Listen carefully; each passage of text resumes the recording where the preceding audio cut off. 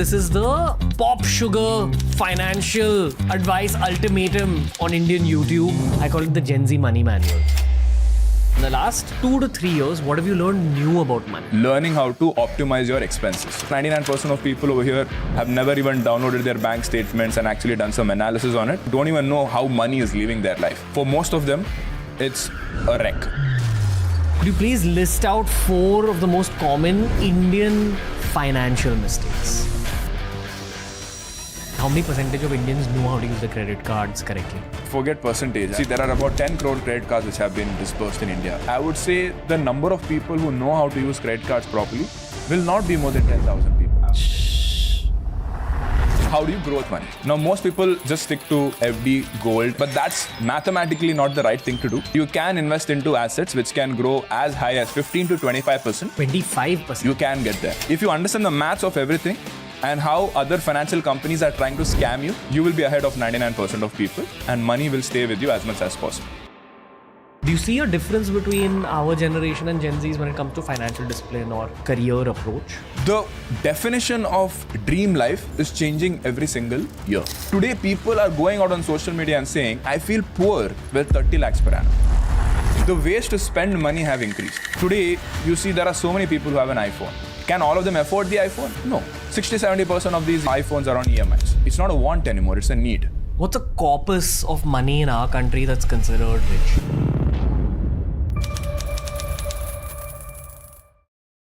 This is not just another financial podcast. You're not just going to get money advice from a finance bro here. That's what I can promise you. This was one of those episodes that taught me a lot. This was a conversation for my own financial skill set. Had an immense amount of fun with my brother Sharan as well. I think you'll sense the energy over the course of this conversation. This particular episode is for people in their late 20s onwards. It's about how to chalk out your financial journey. I definitely think you should consider watching this with your parents as well, because the financial landscape, especially in India, is very, very dynamic currently. There's a lot of newness in the ecosystem, and we're trying to bring you an updated version of modern day personal finance skills. There's a lot you'll learn from this episode. Like my brother Sharan, I don't believe that it's just hard work that can improve the quality of your life. Sharan himself has simplified hugely complex financial concepts for millions of Indians. It's never just about hard work. It's much more about smart management. Smart work over hard work. Now, if you're building your own empire, whether you're a creator, an entrepreneur, a freelancer, you know that great ideas are only half the battle won. The other half is all about execution. The need for execution means that you need a system to handle the chaos of daily tasks without burning out. And for now, let's dive into this modern financial masterclass on money and mindset with my boy Sharan Hegde on TRS. Looking stunning, Mr. Hegde. Thank you. Thank you. I feel this is the Pop Sugar Financial Advice Ultimatum on Indian YouTube. I call it the Gen Z Money Manual. Okay. I understood everything except for pop sugar. What is pop sugar? Pop sugar means it's digestible by everybody. Okay. Do I remember when I was 22, finance in general was not a subject I was drawn to. And I started saving only when I was 24-ish because of this reason. That it just seemed intimidating. I'm trying to market to those 22-year-olds as well. We'll go really deep on financial talk. Yeah. But this is a very Gen Z oriented episode. I'm pretty sure people our age will also benefit from this. Yeah. But we need to talk to the most basic non-financially interested person here as well. Yeah. I think it's not going to be difficult because at the end of the day, everybody wants to be rich. It's money at the end of the day. So it's going to be fun. Let's do it. Yeah. Let me just tell you guys that every time my heart breaks, I call up Sharan. And he's a great love guru as well. He smells fantastic. I wish you guys could smell him through the screen. But unfortunately, today you just digest his financial wisdom. I don't know what to say to that, but thanks for the compliment. How's life? Life is good, man. Life is good. Apart from, so I typically look at life in 3 different buckets. I'm a very analytical guy that way. So there's money, health, and relationships. So money and relationships are great, but health is something that I'm trying to focus on. Been facing some, physical pain issues because of too much of podcasting and, nodding my neck all the time. Oh, So that just sounds trying to do familiar. some physio on that. You're literally the personification of money for many people. Right. And I believe that the content creator becomes the content. Right. I think that the content comes first, then the content creator's personality alters itself. Right. So I feel you think about money a lot. True. Therefore, lately, in the last 2 to 3 years, what have you learned new about money? Let's begin there. Okay. You're right. I think it's not just me. I think everybody is constantly thinking about money. But the problem is that they think about money just in one dimension, is like, how do I earn more money? That's the only thing that people think of, which is their salary. But for me, money is maths. It's just mathematics, right? And I'm not talking about your, differentiation and calculus and all of that shit. Simple algebra mathematics. And I look at money as the flow of money into your life and out of your life. Right? Let's break that into 2 parts. What is money into your life? For most people, it's just their salaried income. That's it. But if you've figured out multiple sources of income, you have passive income from your rent, you have passive income from your investments. So that's all the money flowing into your life. Then once it hits your bank account, now we try to figure out how do we keep it as much as possible to ourselves. We're not getting into the growing part right now. We're talking about how do you keep as much of it as possible in your life, right? But why would it leave in the first place? Taxes. Okay. Right? Once it hits your bank account, you have to pay tax on it, right? So number one is that, which everybody is aware of. The second thing is learning how to optimize your expenses. Now, a lot of people don't really look at this carefully. I'm sure 99% of people over here have never even downloaded their bank statements and actually done some analysis on it. But I'm sure for most of them, it's a wreck, right? And most of them don't even know how money is leaving their life. What I say is that if you look at your 3 biggest expenses, which is your rent, your groceries, and your going out, which is what a typical middle class person typically spends money on these days, you can save at least 10 to 20% of that money if you know how to use the right financial tools, right? So that is the second bit of it in terms of how do you save as much money as possible. The third thing is planning for the worst case scenario, which is, okay, you've been earning money for the last 5 years, probably have 10 lakhs saved up, but one bad day in your life can wipe out half of the money. What is this? This is, you get a big medical injury or a medical bill, and you cannot do anything about it. Whatever the hospital gives you, you have to pay. You can't negotiate. You can't do any kind of, come kar do, please don't do this. You can't even say, oh, that is not needed, just do this. You just have to pay whatever they're saying. And medical bills have doubled every 4 years, right? Meaning in the next 20 years, a 1 lakh bill will be 32 lakhs in 20 years from now. And most people just have a company health insurance, which is probably 2 to 5 lakhs. So having a good coverage which protects you, not just you, because you're also responsible for your parents' health, for your kids' health, for your spouse's health. So having a big cover of at least, I would say, 25 to 50 lakhs is really, really important to ensure that whatever you do next actually matters. Because people will keep talking about trading, F&O, mutual fund, stock market, but all of that is pointless if half of your money can leave in a single day. So you protect for that. Next comes, how do you grow that money once it's in your bank account? Now, most people just stick to FD, gold, and probably buy a house, right? But that's mathematically not the right thing to do, right? You can invest in assets. We'll go deeper into it later on. But you can invest into assets which can grow as high as 15 to 25%, depending on how good you are. 25%? You can get there, right? I will explain how that works. So 15 to 25% every year is the possibility. 15% is for somebody who's just going to invest and forget. 25% if you're somebody who is going to be an active investor and are constantly monitoring everything and know how to use leverage on top of your savings to grow your money. What does that mean?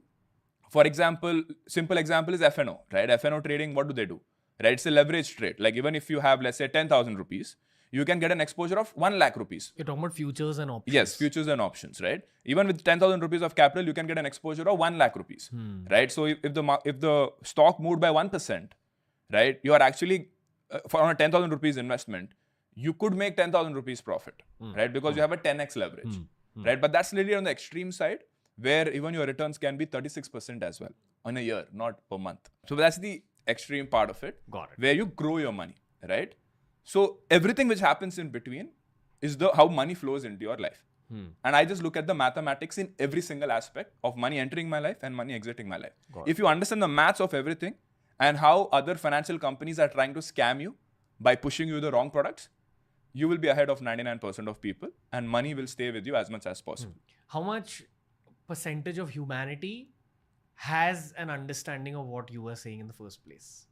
Wow. I think less than 0.1% people know all these things. So Man. 99.9% do not understand money according to And I will even go as far as to say that even a chartered accountant, which most people think is the ultimate degree in finance, they only know one particular topic, which is taxes, right? And finance is so broad, right? You can get into your mutual fund, stock, credit cards, insurance, all of these things, right? So a chartered accountant who has studied for 4 years trying to get that degree is still not capable of learning all of these things because they have a tunnel vision. I'm only going to focus on this.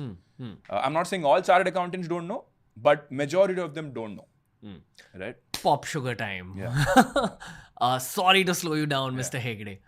I want to tell you that my way to get financial education is through conversations with you. Yeah. And I have maybe like a couple of other friends that I speak to to just brush up my own viewpoint on money. And I do represent that uninterested in money category. Right. I'm very financially disciplined. I've saved very well. But that's because I've focused on having these kind of hangout sessions a lot over the years. Right. So I want to ask you on behalf of those 22-year-olds and 23-year-olds who want a dream life in the long term, who want a great retirement phase, who want good money, but they're not wholly comfortable with learning about money. Right. They're intimidated by everything from what the word FD sounds like to what real estate sounds like. Futures and options is very far off. Right. So this is me asking you to talk to people who are not even your audience. Perfect. Okay? Talk to yourself at age 22. Knowing you, I would say talk to yourself at age 16. Okay. So firstly, let me tell you that even I learned by talking to other people who are smarter than me, right? There's only so much you can learn from books and watching a video. Yeah. Most of the aha moments that I've learned, like you said, what have you learned in the last 2 years? These are mostly coming from people. We are in Mumbai right now. These are mostly coming from people who live in South Bombay, have generational wealth. Really? Right? And all the conversations that they have in their family, right from the age of 10, is about money. Yeah. Right? And these are mostly Gujaratis. Right? There's a reason why they're good with money. Because they talk about money every single time in the dinner table conversation. That's the default.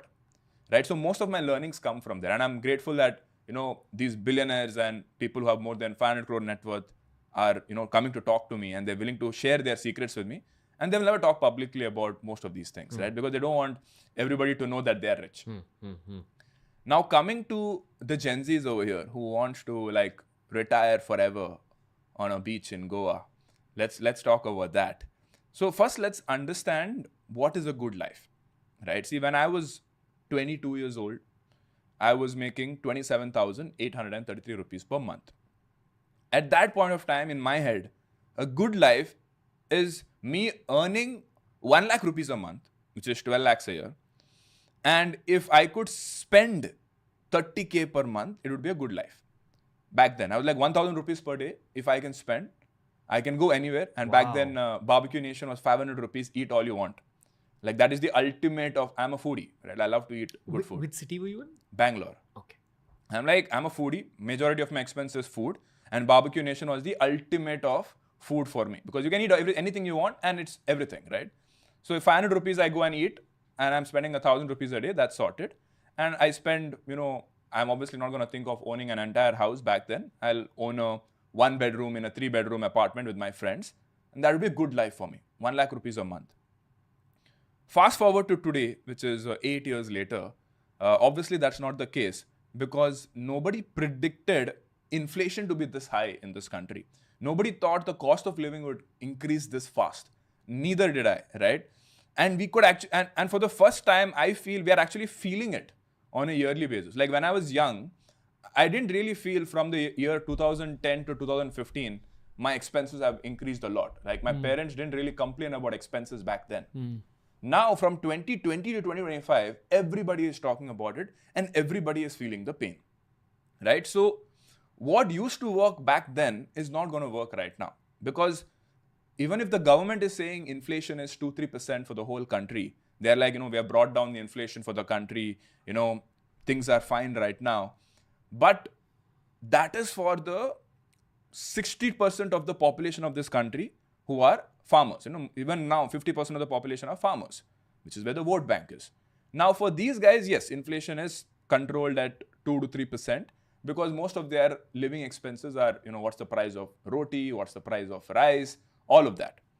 They don't care what's the price on Swiggy, Zomato. They don't care what's the price of this new movie ticket in PVR Inox. They don't care about Uber, Ola, nothing, right? They don't care about any of those things. But we do, right? So for somebody like me and you, cost has been increasing by at least, according to me, 8 to 10% minimum.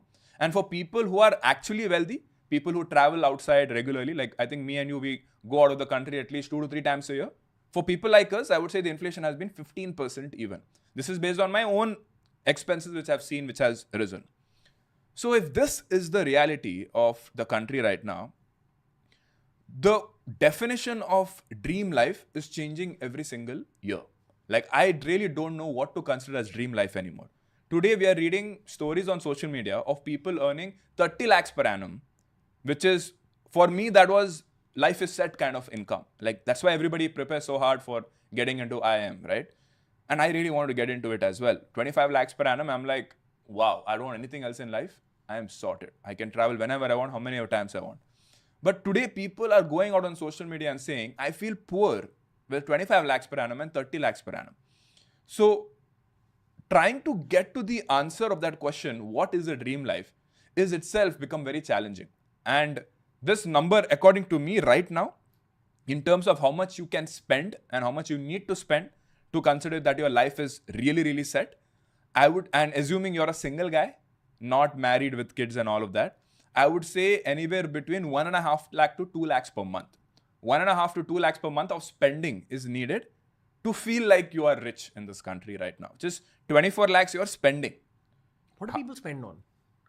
Main is obviously the rent, right? Like a nice house, Yeah. nice experience. And I'll tell you the problem with that. The problem with that is we are all forced to live in this top 3 cities. Mumbai, Bangalore and Delhi. Because this is where the jobs are, right? And the rent over here is extremely high, right? If you look at a multiplier of salary to rent ratio, or let's say salary to house value ratio, because the rent increases if the house value increases. Now, the real estate prices have gone up a lot. Why has it gone out? It's going to geek out the audience right now, but let's just say it has gone up a lot. Now, because of that, the landlords are asking more and more rent, right? Now, if you look at the rent, if you look at the house value as a multiplier of my income, in a country like India, let's say I'm working in Bangalore, I'm an IT guy, just to keep it very, very simple, and I make, let's say, 12 lakhs a year. I'm 27, 28, I'm making 12 lakhs a year, just to keep it at an average level. It is slightly higher than the average, but let me just take the best case scenario. Now, the average price of a house would be about 2 crores in a place like Bangalore. Forget about Mumbai. Right? Mumbai, 2 crores means you're in, I don't know, Navi Mumbai. But in an average price of a house in Bangalore would be 2 crores for a 3 BHK house.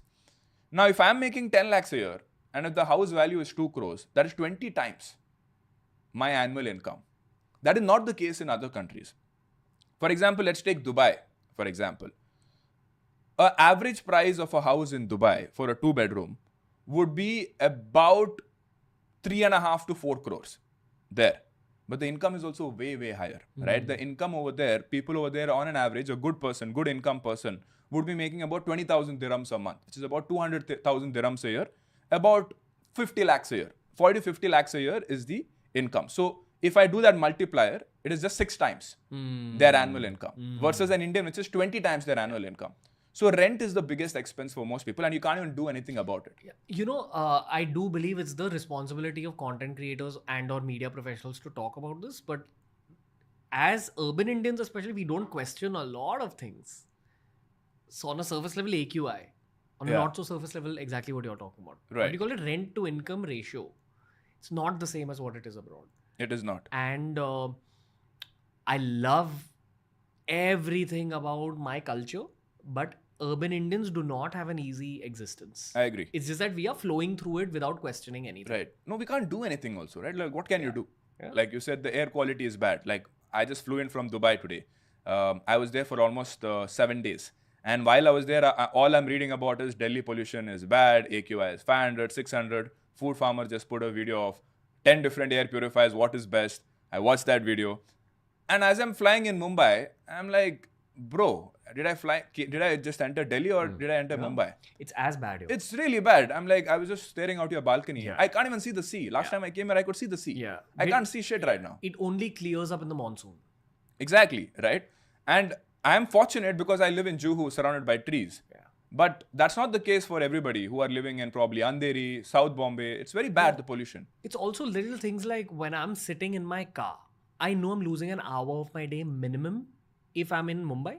And at night, the distance between my house and your house takes about 5 minutes to cover. Oh, really? Yeah. An hour? Yeah. Wow. Because of all the construction that's It's going like on. 2 kilometers. Yeah. It's like I really want Gen Zs to not just focus on concerts Yeah. and these kind of show off social media experiences, but Yeah. question things around you. Yeah. And if you can. You asked me where the money is going. This is also one of them, the concerts. Really? Right. Every month I go on, let's say, at least one concert. How Right? much is a concert ticket Like cost? 5,000 rupees it'll cost. 5,000. 5,000 rupees minimum. Which is a lot in the world of And that is events. not even a VIP ticket. When we mean VIP, they don't mean table. It just mean you get to stand in front and see the artist from front. You don't get a table for yourself where there's a butler coming and serving you drinks. But that VIP ticket where you actually get to see the artist in front, which is what most Gen Zs will want to do, because otherwise how will the pictures look good, right? Right? They want to be in front as possible. That will be like 10,000-15,000 rupees for a ticket. And they're spending it easily. Nothing. That is not something that I would have spent 10 years back. That's a new need that has come in 2025. Because the number of concerts have increased in India. Help me with the math on this. Right. I think it's extremely crucial for urban Indians, anyone who's working in Mumbai, Delhi, Bangalore, at least, Yeah.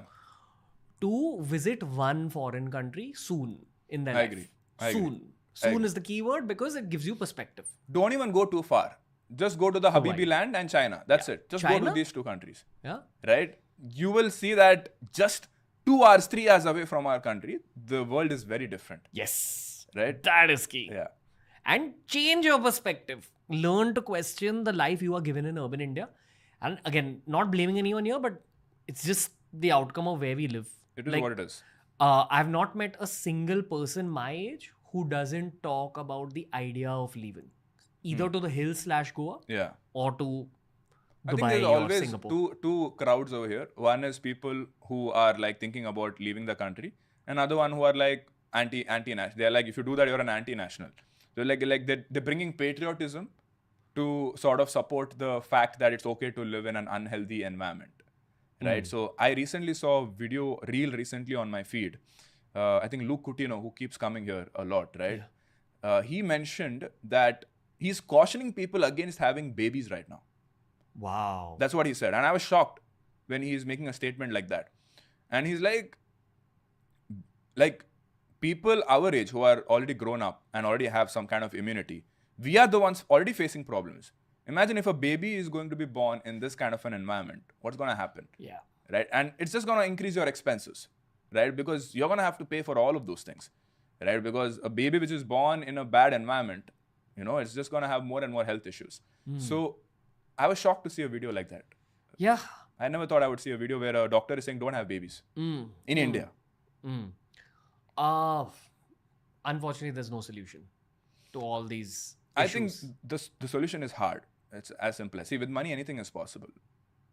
Like you and I, if we wanted to, we could just pack up our bags and move to Bali right now on the next flight and set up base over there. Like these sort of videos keep coming on me because Instagram has figured out that this guy wants to leave the country. Like, because I'm just watching Bali and Dubai videos a lot. It's not like I told Instagram, hey, I want to leave. But the algorithm understands it, right? Like they start showing me Bali a lot. And I'm sure it's common for all of us. Yeah. Bali is very popular in our feeds right now. I'm seeing houses in Bali. There, obviously, you can't own a house. It's sold for 25-year lease. Right, okay. 25-year lease. You're getting a mansion. 4-bedroom mansion with a swimming pool, surrounded by nature, forest, all of that for about $100K. So what 80, 90 lakhs. Wow. For We could- 25 years. For 25 years. Right. We could do that right now. Right? So if you have money, all of these things are possible. But it is not practical, and people will just feel bad that they can't do it for themselves. And everybody who has money will do it. Right? Recently, there is a news of Lakshmi Mittal, who he's a billionaire, right? So he's a steel tycoon. He was living in UK. in the UK. He has left UK and now migrated to UAE, right? So a record number of millionaires are leaving developed countries where there is high taxes and moving to countries which have low or zero taxes. So that is already happening. Okay. Again, let's slow down a bit. Firstly, want to talk about this brain drain problem. Yeah. Because I didn't leave India because of the brain drain problem. Okay. I didn't give my GRE and didn't go for my master's abroad thinking Yeah. that no, I need to be here and build something for the country. Right. I feel in the last 10 years, I've added value to my nation. For sure. Okay. Now I have reached a point where I've interacted with the foreign minister of the country. And on this podcast, he has said that, hey, stop criticizing this brain drain thing. It's not a thing because we need Indians abroad. Okay. Okay. Yeah, because Pump money back into the country, help with soft power. right. It's almost like a responsibility of urban Indians who can speak English to probably build global businesses. Yeah. It's more likely to build a successful global business when we have a base abroad. Right. Let's park that thought. Secondly, let's address these Gen Zs all over India right now. Okay. Again, for that age 22 bracket. Assume that they don't want to leave. Okay. Now what? So firstly, I think there are two kinds of Gen Zs. One is the Gen Z who are born in a condition similar to ours, where they could not just ask mom and dad for a lakh and invest it in the market, right? So, which is the category that we belong to. So, the thing is to learn how to grow your money, you need to put some money to start growing it. Now, you are 21, 22, you have 10,000 rupees or 20,000 rupees. So, there's not much you can do with that. But so, if you are a Gen Z who already belongs to an upper middle class upbringing and you are comfortable asking your parents for a lakh, that's a good starting point, because I know a lot of Gen Zs. So I go to a gym in Juhu. It's called I Think Fitness. So a lot of Gen Zs over there, like 22, 25-year-old. And they all come to me like, bro, Sharan, I invested in this. I invested in silver. I made this much money. I invested in crypto. I made so much money. Right? And I'm like, wow, man, this is really good. And so one guy borrowed 50,000 rupees from his dad, invested in silver and Bitcoin. He's just experimenting and trying to learn about how these things work. He made about 2 lakh rupees, returned the money back to his parents, 50,000 rupees. Now he's sitting on 1.5 lakh rupees and is learning slowly how to grow that money. Parents are proud. They're like, my son has returned the money back to me and now he's growing it by himself. And in that process, he's learning about it. Because the learning thing about growing money comes when you have money. Can we go one level deeper?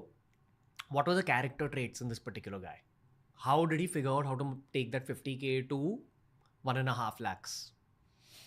So character traits are very simple. It's a hunger to be financially free, right? Like people realize that just being born in a rich family doesn't mean you're rich, right? Like a lot of poor people, they are envious that, oh, this guy was born in a rich family, why should we empathize with him? But I've realized that people who are born in rich families are not really happy that they're born rich, because they still have to ask permission for everything. Like, yes, they could ask 10,000, 20,000 rupees from their dad, but if they have to buy a 2 lakh rupees sneakers, dad is not going to pay for that shit, right? It has to come from themselves. So these guys realized that there is money in the family. Second, their parents are rich. Because they're rich, they're learning a lot of lessons from their parents on how to become rich. Learn from somebody who's already become rich, right? So, and most of these guys belong to business families. Business family, by default, there is a very good understanding of money. Because if you're not good with personal finance, you will never be good in business. Impossible. Because in business, if you do not understand how the flow of money works, you will be bankrupt, right? Like 9 out of 10 businesses fail because they don't know how to manage money. Not because the product was bad, not because the marketing is bad, not because, the whatever, right? None of those things. 9 out of 10 times is because Financial intelligence is bad. So anybody who has been doing a family business for more than 5-10 years, they understand how money works really, really well. So that lessons are passed on to their kids right from the age of 10. They're not talking about fixed deposits and all, right? When they start earning their first income. They've already tried their hand on multiple asset classes. They already know what are things like PMS, AIF. They already have heard of all of these things, right? So they're really good at it. Caveat here is that as intimidating as all this shit sounds, it's way easier than you're thinking. Yeah. It's way easier than you're thinking. Yeah. You need a bunch of financial bros, for lack of a better word, to just take you through what these terms mean. Yeah, basically it's just a mutual fund for rich people. It's essentially that. So basically being born into a upper middle class family does half the job in terms of understanding what to do next. But that doesn't mean that if you're born in a middle class or a lower middle class background, your life is gone, right? It doesn't mean that. In fact, most of the billionaires who become billionaires are self-made billionaires, right? They were not handed over money from their parents. They did it by themselves. And that is because you're born with that inbuilt hunger, right? Because your back is against the wall, failing is not an option. Because if you fail, there's no food on the table, right? So that inherently makes people want to increase their income, which is the first thing you need to do. So if you are a Gen Z person born today, and if you're like, okay, I don't want to leave India, I want to stay here itself, and I want to be rich, the number one thing to do is to increase your sources of income. Most people will have one source of income. Try to have multiple sources of income. Now here people will get greedy. Immediately they'll start doing trading. They'll start taking leverage because they're like, I only have 10,000 rupees. I need to become a crorepati. I'm not going to be a crorepati by making 10-15% return. I need to get 50% returns. How do I make 50% returns? I need to take leverage. So that's where they make a lot of mistakes. Second thing is that they will only go behind increasing their salary, right? Now that is a losing game because just increasing your salary is not going to make you rich. Because at best you can increase it by, let's say, 10% every year, which is also very hard today, right? If you're a stellar performer, you probably increase it by 20% every year. But if you are starting from a starting salary of 30K per month, 40K per month, you're never going to be rich, right? It's going to take you years and years, right? So first thing I would say is figure out alternate sources of income. Now, alternate sources of income, some people would call it moonlighting, but I would say try to join a company where moonlighting is not fully encouraged, but acceptable, right? And I encourage that in my company as well. A lot of people who are working in my company, like especially in the content team, they got so good at it, they started doing some freelance gigs. And eventually you're like, okay, Sharan, I can, consult you. Like they come to me and like, Sharan, I have so many clients now. I want to quit my job and happy to help you whenever you need. I can be your freelancer client instead of working for you full time. I'm like, great, that's fantastic. You figured out how to generate money by yourself. You're not dependent on me to give you a salary. That's also a good thing. The third thing is try to, once you do that, try to get more clients, right? So for that, you need to market yourself well. Create good content out there. So there is one story of a guy who worked for me. He was my chief editor. Worked with me for 3 years. Then started creating his own content. Today he has 200,000 followers and he has 10 clients. He's probably 24 years old and making 10 lakhs a month. I'm trying to think of the human aspect of all this. Yeah. The one thing that my career has taught me is that not everyone is cut from this particular kind of cloth. Like yes, most people can't do this. I'm not saying this is easy. I told you it's hard when I told you. I think it's like maybe 10% of people have the fire required to do. Less. Five. 1%. I have 200 employees right now. Only one person has been able to do it until now. That's 0.5%. Because there's a big mental health trade-off. Yes, in this. It is. And you can also lose it, right? Like the reason he was able to do it, because he's young. He's like, even if I lose all my money, it's okay. Because I can always get a job later. But if you're already 30, 35 and all, then it might be difficult to do this. What's the easy alternative to this? Easy alternate is there's no easy alternate to becoming rich, right? It's very simple. It's math. Figure out more ways to attract money to yourself. The way you attract money to yourself is you're solving a problem. The more problems you solve, the more money you attract to your life. If you're just solving one problem in a company, you're just a nut and a bolt. You're just going to get paid as a nut and a bolt. If you're solving multiple problems in a company, you will get noticed quickly. Like for example, in my company, there is a 24-year-old guy who is now head of an entire team. Like 15 people report to him. Now why? because he is solving problems even before I knew it existed. Right? So once they start doing that, and there are not a lot of people who do that, this I would say is something that even 10% of people can do. Wherever you're working, try to pick up problems which were not given to you. A lot of people wait for things to be handed over to them. Don't do that. If you start solving problems before anybody told you to solve it, you will 100% get noticed. 1000%. Impossible to not get noticed. Say, and if that makes your salary swell up very quickly. You can probably ask for a 50% hike also. And that has happened. I've given that. And I have no option but to give them because they're so critical to my operations. And I know that if they leave, I will lose probably 2 hours a day trying to do that. Now, I value my time the most. If somebody is willing, somebody can save 2 hours of my life every day, I'm ready to pay him whatever he asks for. Because it's a lot of time. But if somebody is doing things which I can just get another person to do it. See, if you're only doing ad hoc work, if you're only doing things which are given to you, you can be easily replaced. Right? So you can't really come to me asking for anything more than a 10% hike. I'm not going to give it to you because I can easily replace you. Right? That's how the world works. But if you are doing things which is managing 4 or 5 people, solving problems so that it doesn't come on my plate, then you can ask me for whatever you want because that is something that my responsibility. Like as a founder, I am supposed to solve problems. But if you're going to take away some of my problems and do it, you can ask me for a 20%, 30%, 40% hike also. And that's happened. Become irreplaceable. Yeah. So right now in my company, there are about 10 people who fit into that category out of 200 people. So it's 5% of people. 5%. Yeah. Again, this is also kind of difficult. Probably the only easy thing one can do is minimize their lifestyle. See, that is easier said than done. Right? Like it's easy to say, live in a PG. Like that, if I go to the extreme, you can live in any part of India for 10,000 rupees a month. You can still do that. Yeah, I could live in a PG. I could eat the food that the PG only gives, which might not be nutritious in value. All vegetarian food, which I'm a non-vegetarian. I like non-veg. I could just sit at home during weekends, not meet my friends. I could take the bus to office, change 2 to 3 different buses when I go there. I could probably not change my outfits every year, like wear the same thing, only have 3 outfits for 5 years, which is how our grandparents used to live. You can still do that. But can you do it? You can't do it. Very subjective and personality. I just saw your wardrobe. Right? You can't do it. Right? Yeah. No, it's I not think possible. We are currently immersed in the world of glamour. So Exactly. And it's like the ways to spend money have increased. Earlier it was a want, now it's a need.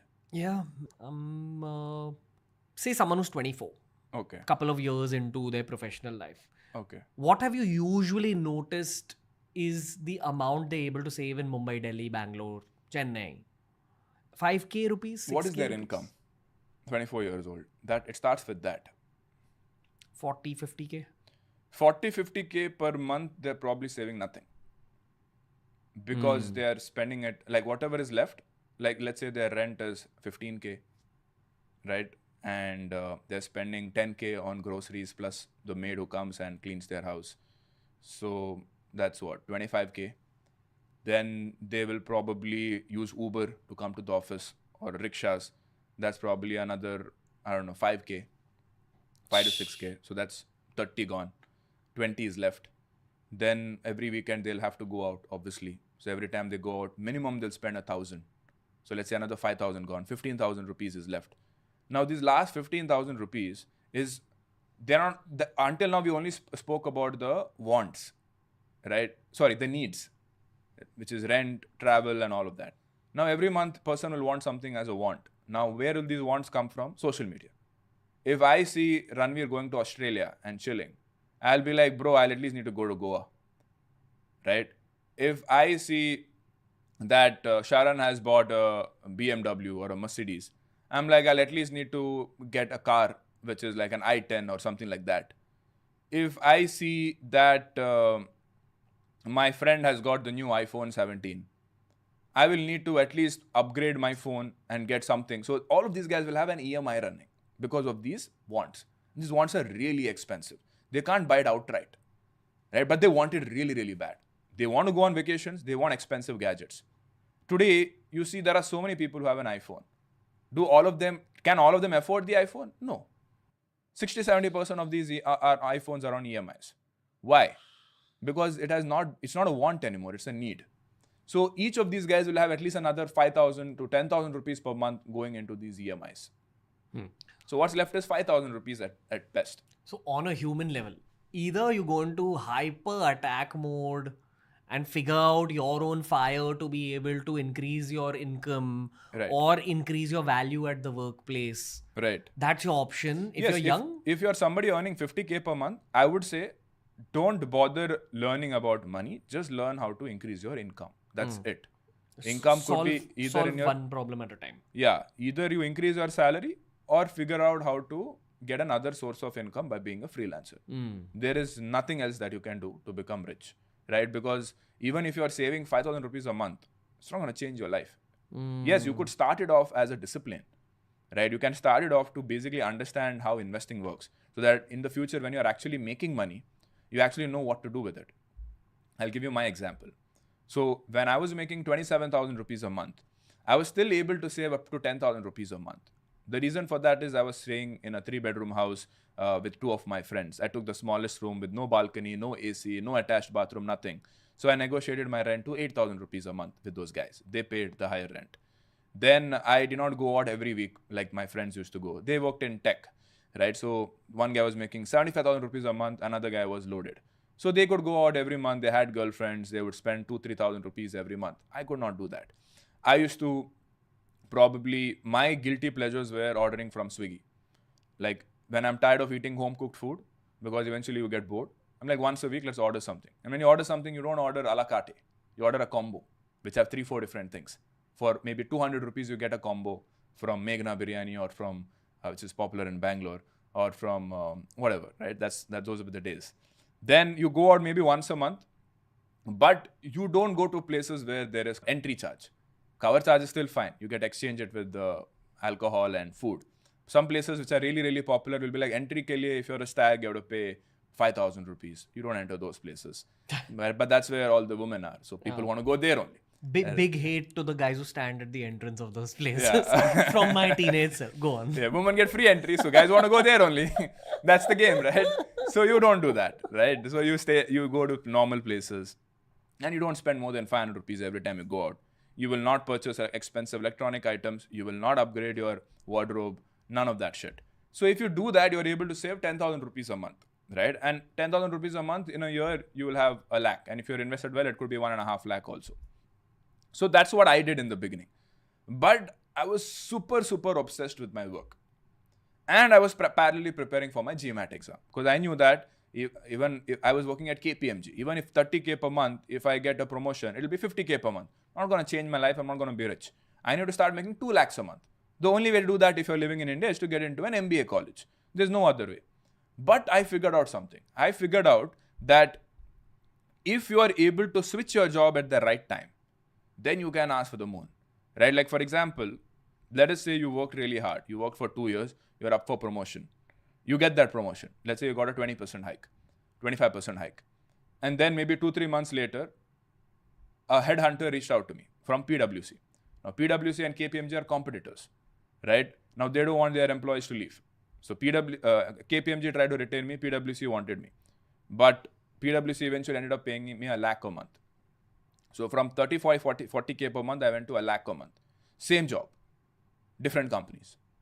So sometimes what happens is, if you're working really hard and if you are not valued in your organization, you know your worth. You need to know what your worth is. That's the most important thing. Most people don't know how much they deserve. And most people just accept whatever is given to them because they don't know what's their market value. I knew my market value. I knew that this is how much I'm worth. How did you know your market value? It's by doing research and talking to people. Like, for example, in my same company, there was another guy who graduated from BITS Pilani. And we both joined as analyst. My annual CTC was 4.5 lakhs per annum. He was at 8 lakhs per annum. I'm like, I knew it, right? Like, he's at double and I'm at half. We're doing the same thing. So obviously, I need to be paid as much as him. So I knew what my value was. I just worked really, really hard. Got stellar reviews from my partners who I worked with. And because of that, my confidence increased. Secondly, I worked with very smart people. The people that I was working with are IIM graduates. So I knew exactly how to speak, how to solve problems, how to present yourself well. When an interviewer is asking something, how do you sort of make yourself invaluable to them? So all of that training I got. Because of that, I was able to switch and get a very high income. So then my income went to 1 lakh a month. Right? And then I did really well in PwC, and my last drawing salary was about 1.2, 1.3 lakhs a month. This was 6 years back when I was 25 years old, just before I started content. So that was, and then it was also during lockdown. Lockdown happened, I'm at home, no rent, no food expense. Now all of a sudden I'm saving 1 lakh a month. So that's what helped me. So that's another hack. If you can, try to live with your parents until you are making 1.5, 2 lakhs a month. That's a big life hack. A lot of people don't want to do it because there's no privacy.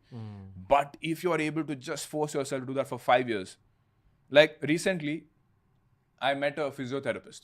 So like I told you, I have neck pain. I visit a physio. So I met him. He's like 32 years old, and he's also like very much interested in finance. And at the end of the session, he's like, Sharan, tell me how to invest my money. Between me and my wife, we have saved 1.2 crore rupees. I'm like, wow, you're a crorepati at 32. How did that happen? He's like, I just stay with my parents, right? We are saving 1 lakh a month, maybe sometimes more, every single month, and compounding slowly. And we have been able to save this much money. Nothing. He didn't do anything fancy. He didn't even pick a single stock. Mutual funds. That's it. And he rode the wave in the last 5 years when the boom happened post-COVID. He's a crorepati at 32. So just by living with his parents. Allows you to focus on the attacking game. Yeah, because the base is really important. Try to build that foundation quickly. Because see, at the age of 30, if he's a crorepati, now his portfolio alone is generating 1 lakh a month. Okay. So he's sort of like having a second income now. I have one more life question for you. Okay. So there's a concept called game taping from the world of sports where you watch your own replays and you figure out what you did right and wrong. Okay. So game tape your career until now. Okay. My career. Yeah. On a human level, not specifics about what moves you made, just what was your mentality and how did you move forward in the so-called race. I'll give you a game taping on you. Okay, please. From the first time I met you at Dubai. Yes. Just the same hunger was present then, the same hunger is present now. Right. That's the commonality. Like that you're absolutely not. I still remember what you told me that time. I had just started creating content 6 months back. And you met me and you're like, Sharan, you're not a finance expert. You're a storyteller. Did I? You told me this. I don't remember this, bro. Yeah, I remember that line very well. You're a storyteller. Remember that. That's what makes you stand out. Yeah. I remember that. You're a media guy. Yeah. Like in my eyes. You're definitely, like I turn to you for my financial advice. But in media, growth happens because of media skills. Right. But on a very human level, just too much hunger present then, too much hunger present now. Yeah. Obviously, what's common is childhood issues. Right. Same as me, right. Same as every other hungry person. Right. Hunger is an outcome of childhood trauma. Yeah, I agree. That's true. Taking nothing away from the beautiful mentality our parents gave us. Right. This is not a thing on parents. Childhood trauma can happen through students who studied with you, life experiences, etc., etc. True. But on a human level, you just had too much hunger. And the reason I highlight hunger so much is because I see hunger fading away a lot with people in our age group. Almost 99% of people in our age group, I see hunger having fully faded away. Why do you think so? Hunger has faded away? Yeah. Whatever little hunger was also has faded away. 99% of the people I see. Then obviously we go and choose hustlers. Yeah. We hang out with other content creators to seek out other people who have hunger because that hunger rubs off on you. Correct. But mostly it's faded away, man. I think people deprioritize money. People deprioritize growth. People simplify their lives. I see this a lot. At least lots and lots and lots of people around me. Lots of people dealing with quarter life crisis, existential crisis. But This is not a mental health episode. Or is it? I didn't really know this. I didn't really think people have lost their hunger because I feel like there is no end point, right? Like you said that you still see the hunger which you saw in me 5 years back, even today. Yeah, you're the same guy. Because there is no such thing as an end point. Like a lot of people think if I have this much money and then I've achieved a certain thing in my life and now I can rest and relax easy. I don't think it works that way. I think if you have that kind of mindset, you will not be able to succeed. If you're looking at the goal post and thinking, okay, I need to reach there. Define the mindset needed. I think the mindset is just,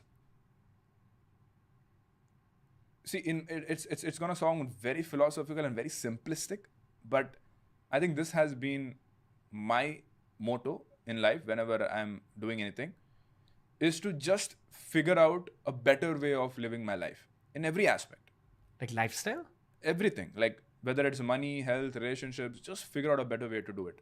Because a lot of people are narrow-minded and we think that whatever we are doing is the right way, or whatever our parents taught us is the only way.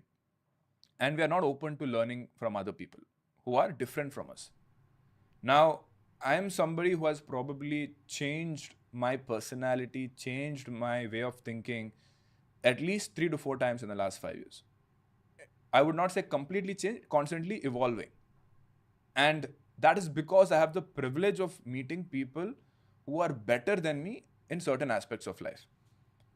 Like with respect to money, it's very simple. You just meet people who are richer than you. That's simple. As simple as that. You need to be close friends with somebody who is at least 2 to 3 steps ahead of you. For example, if you are making, let's say, 50,000 rupees a month, you definitely need to have a friend who is making 5 lakh a month. If you don't have that person in your life, it is going to be very difficult for you to achieve that point. Because they will unlock those things for you. Because they've been where you are. So they will tell you exactly what needs to be done. It's not going to be in an easy way, but it is going to be a tried and tested method which could apply in your life as well. Right? So the first thing is to surround yourself with people who are in places where you want to be. Now, this might be, people might think of this as, okay, this is a rat race where you're never going to be happy. I would not say it that way. I would say for you to reach that point in life where you want to achieve, let's say I'm making 1 lakh a month, I need to reach a point where I'm 5 lakh a month. What people don't realize, for you to achieve that 5 lakh a month, you need to change as a person yourself first. The same version of you is not going to be able to achieve 5 lakh a month. You need to develop some skills in you, which will make you a better person and your life improves because of it. So I feel for me to go to the next step, let's say, for example, I'm making 1 crore a month, for example, and I need to make 10 crores a month. If I reach that point, I'm not going to be the same version I am today, right? So that mindset is about being hungry to learn those skills from people who are ahead of you. And there is so much to learn. Every time I meet people, I get FOMO. I'm like, oh my God, this guy is so smart. So many things he's figured out. So many cool things which I did not even know that the world has. And these are not things that you can Google. These are not things that you can get on a YouTube video. These are things which are like life skills, life's lessons from other people who've done there and been there before you. So sort of like having a mentor. I would not say mentor like you can call them every week to do to give you some advice. Not that. It could be like 20 to 30 different people that you meet in a year, and you get those learnings from different people. You have interesting conversations with them, and from that conversation, you think about it in the night. And the next things that you do in life are going to be rubbed off based on those things that you learned. Yeah, people often associate the word creativity with a creative profession. But the truth is, to actually move forward in life, you need a combination of skill sets and creativity. Skill sets will come out of your own hustle. The creativity comes out of these meetings. Because you are getting nuggets from everyone. Right. Then it forms something in your head. Then you figure a pathway forward. Strategy is creativity. Correct. So basically, I would categorize it as, yes, the experimentation part of your day-to-day life. How many of y'all are actually experimenting every day, doing new things? We are all following a routine, the same routine, which is not even set by somebody else. Okay, are you dedicating at least a couple of hours a day, doing something different, something new? This is not a Gen Z preaching session. Okay. Yeah. But as millennials, Yeah. you're 95, I'm 93. Right. Do you see a difference between our generation and Gen Zs when it comes to financial discipline or career approach? It could be good, it could be bad, whatever. Just very objective. I think everybody at the end of the day wants the same thing. They want to be content in their life. Now, contentment will definitely come from money. Now, Gen Zs have figured out that doing what millennials are doing, which is being okay with a 9 to 5 job, being okay with a 5% increment, being okay with the boss shouting at you, they're like, I'm not gonna do that shit.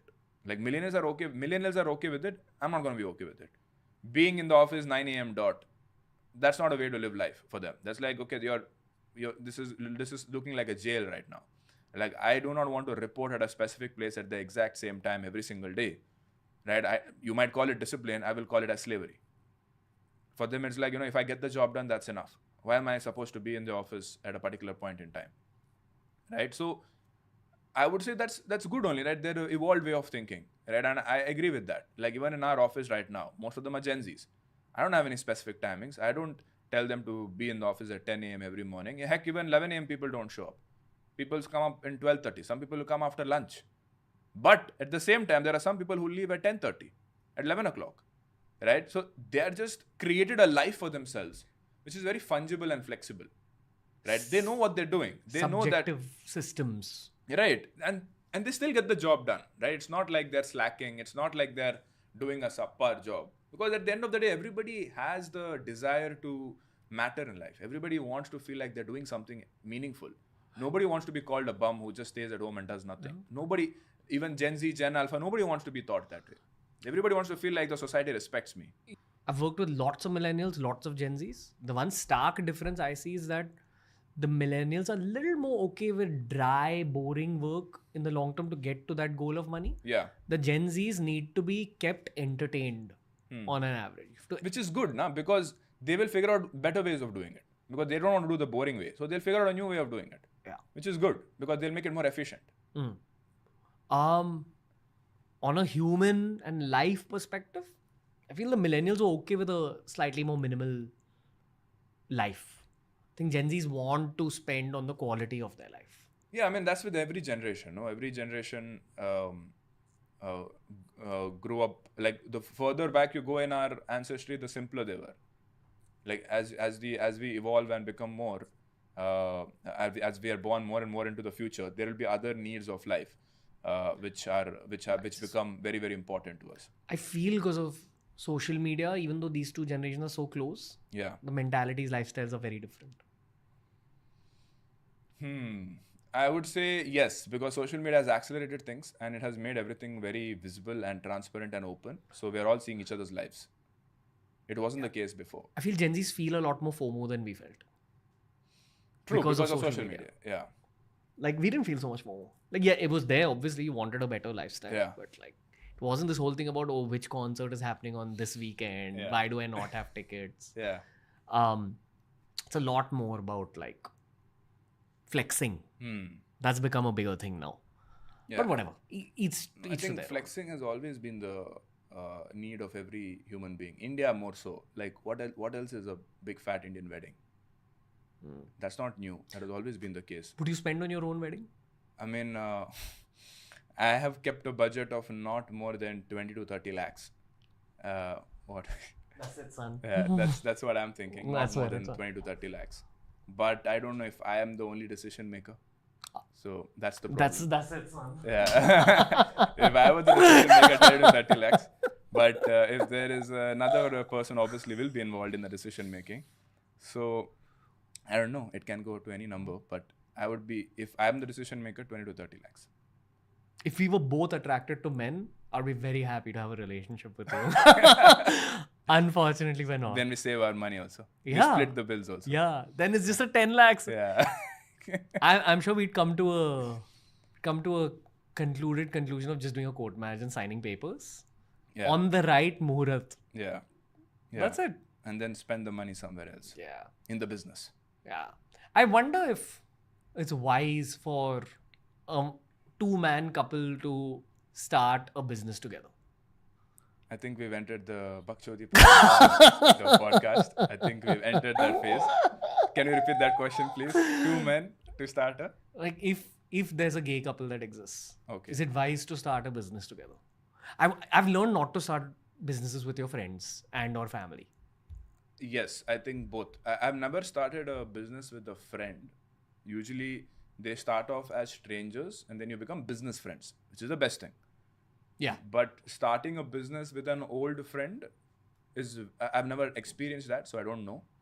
But starting a business with the family is the most riskiest thing you can do. Yeah. Yeah. Right? Because you will risk hurting each other more. If you just have a familial relationship, you will have the normal fights. But if you have a business relationship with your family, you will have more fights because business is not business is more volatile and more dynamic than a normal family relationship. And there will be a lot of blame games which happen, and it's inevitable. And that the lines start blurring. So that's the most trickiest thing to do, I would say. So there are obviously a lot of people who become power couples by starting a business together. But I don't know if I want to venture down that journey. To do a final kind of touch on that last section we had about your game taping. Huh. Can you talk about the ugly side of the last 10 years? Because this is the trade-off. While we talk about, hey, do this, then we say that only 1% people are capable, Yeah. maybe only 5% people are capable. That happens because the 95% realizes that, oh shit, this is going to be an ugly reality. Right. I would say one of the trade-off was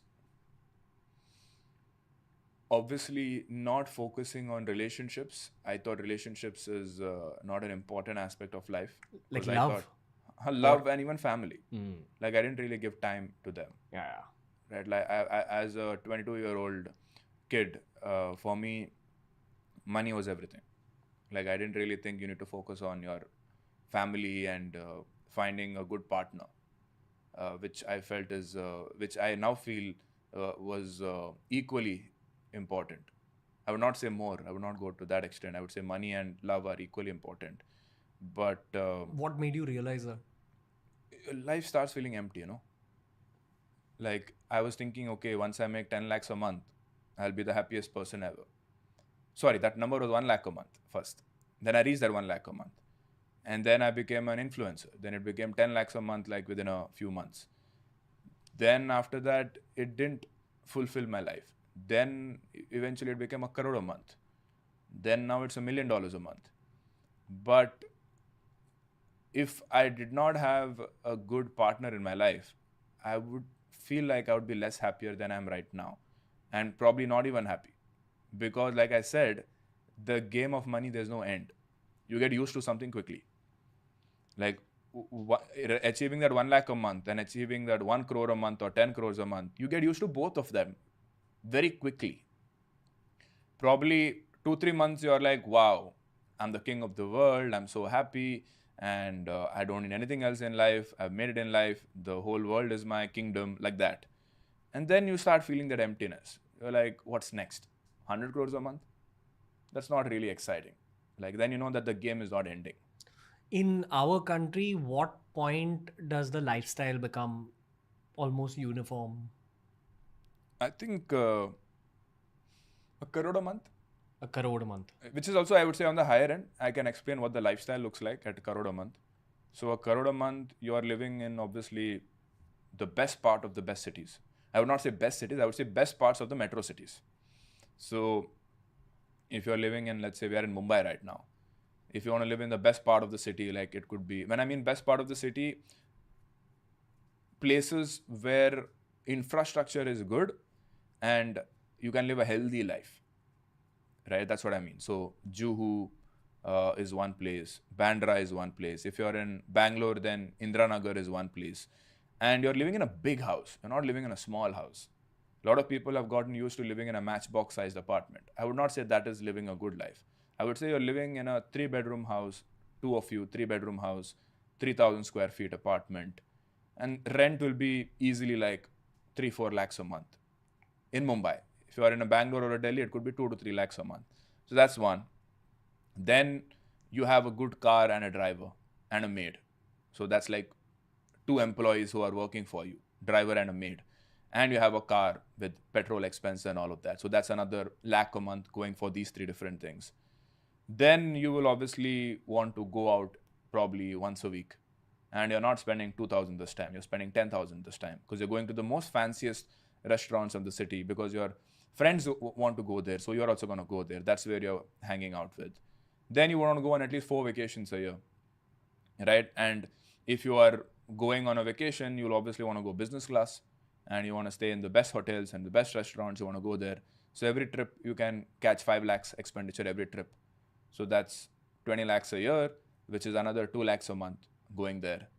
Then you will want to buy an expensive gadget every single year. So that's another probably 2-3 lakhs going on expensive tech gadgets.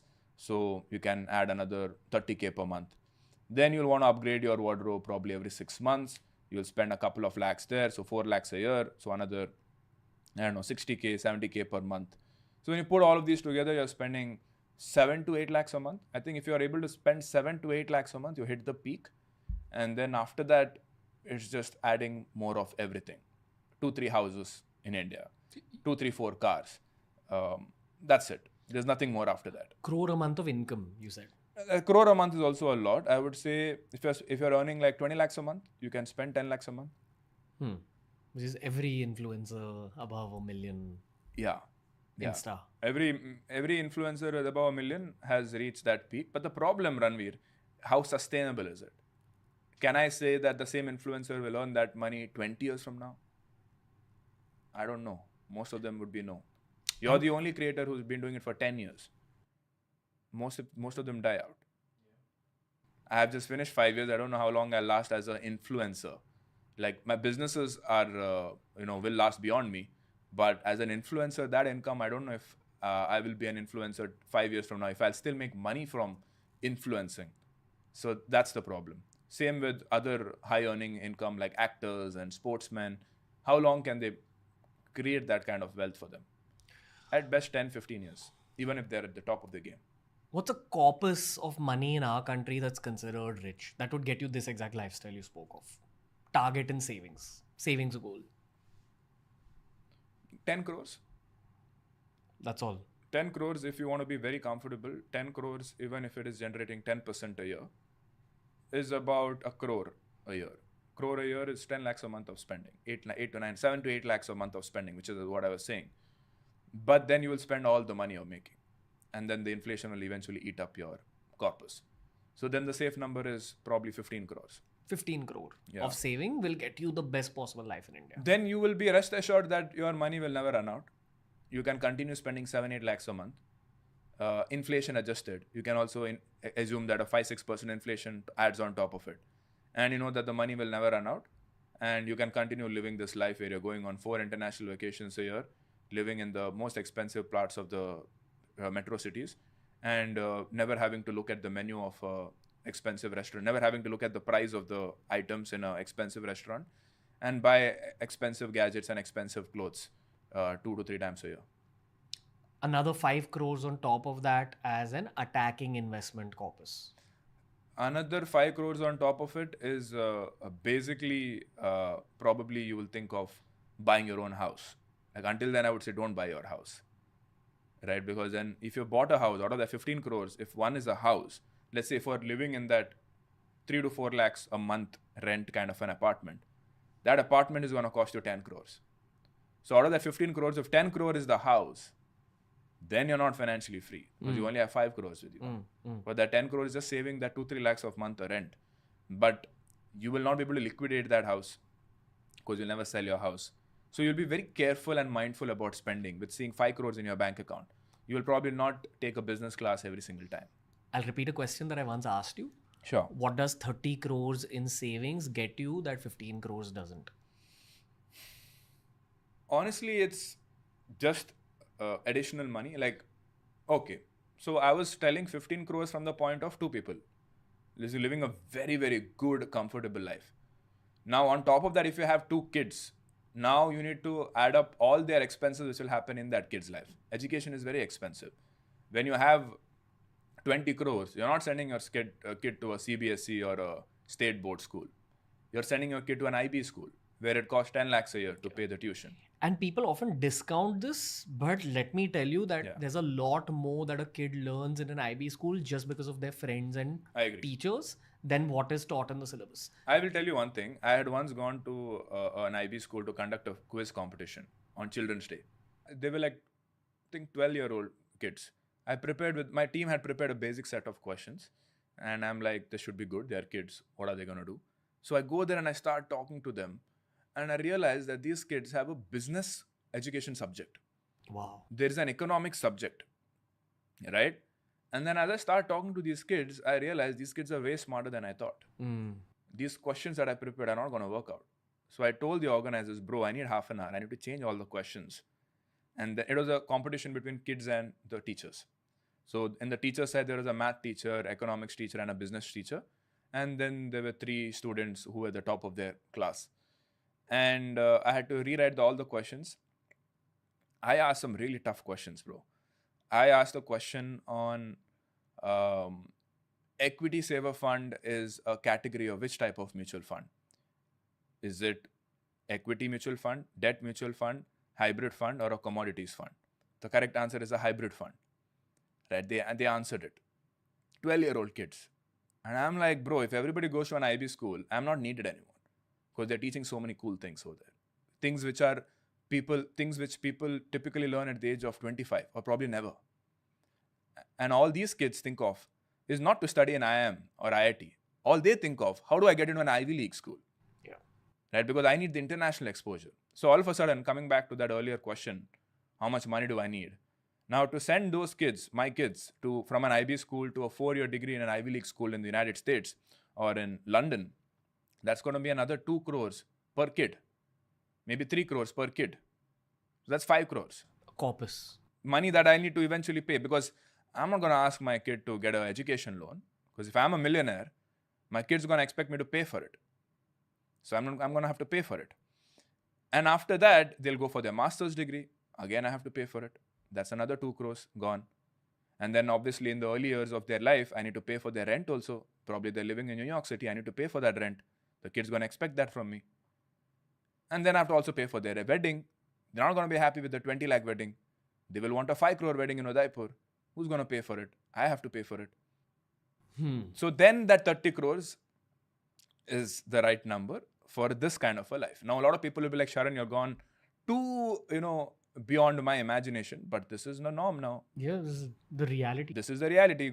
Come to South Bombay, you will find thousands of people who live this kind of a life. Yeah, the good case outcome of raising a rich kid is that if you can coach the kid's mentality as well, then you're sitting on a future investment as well. Right. If the kid doesn't abandon you. No, what I've observed is that if you're able to generate, let's say, 30 crores of net worth by the age of 45, 50, and then by the time you are 60, your net worth is probably sitting at 50 to 60 crores. At that point of time, the kid is not really interested to get a job. They'll probably ask you for, Dad, can I get 1 crore, 2 crore? I'll start my own thing. They'll start it, and then they'll take the family to the next level because they can take risk after risk after risk. So when you look at a 3rd generation family, there are probably some 50 different risks that the family has taken. And you can be rich only by taking risks. You can't be rich by playing it safe. Impossible. Right? You need to take bets where you're willing to lose 1 crore also. To make 100 crore or to make 1,000 crores, you need to take bets where there is a possibility of losing 1 to 2 crores. Who can do that?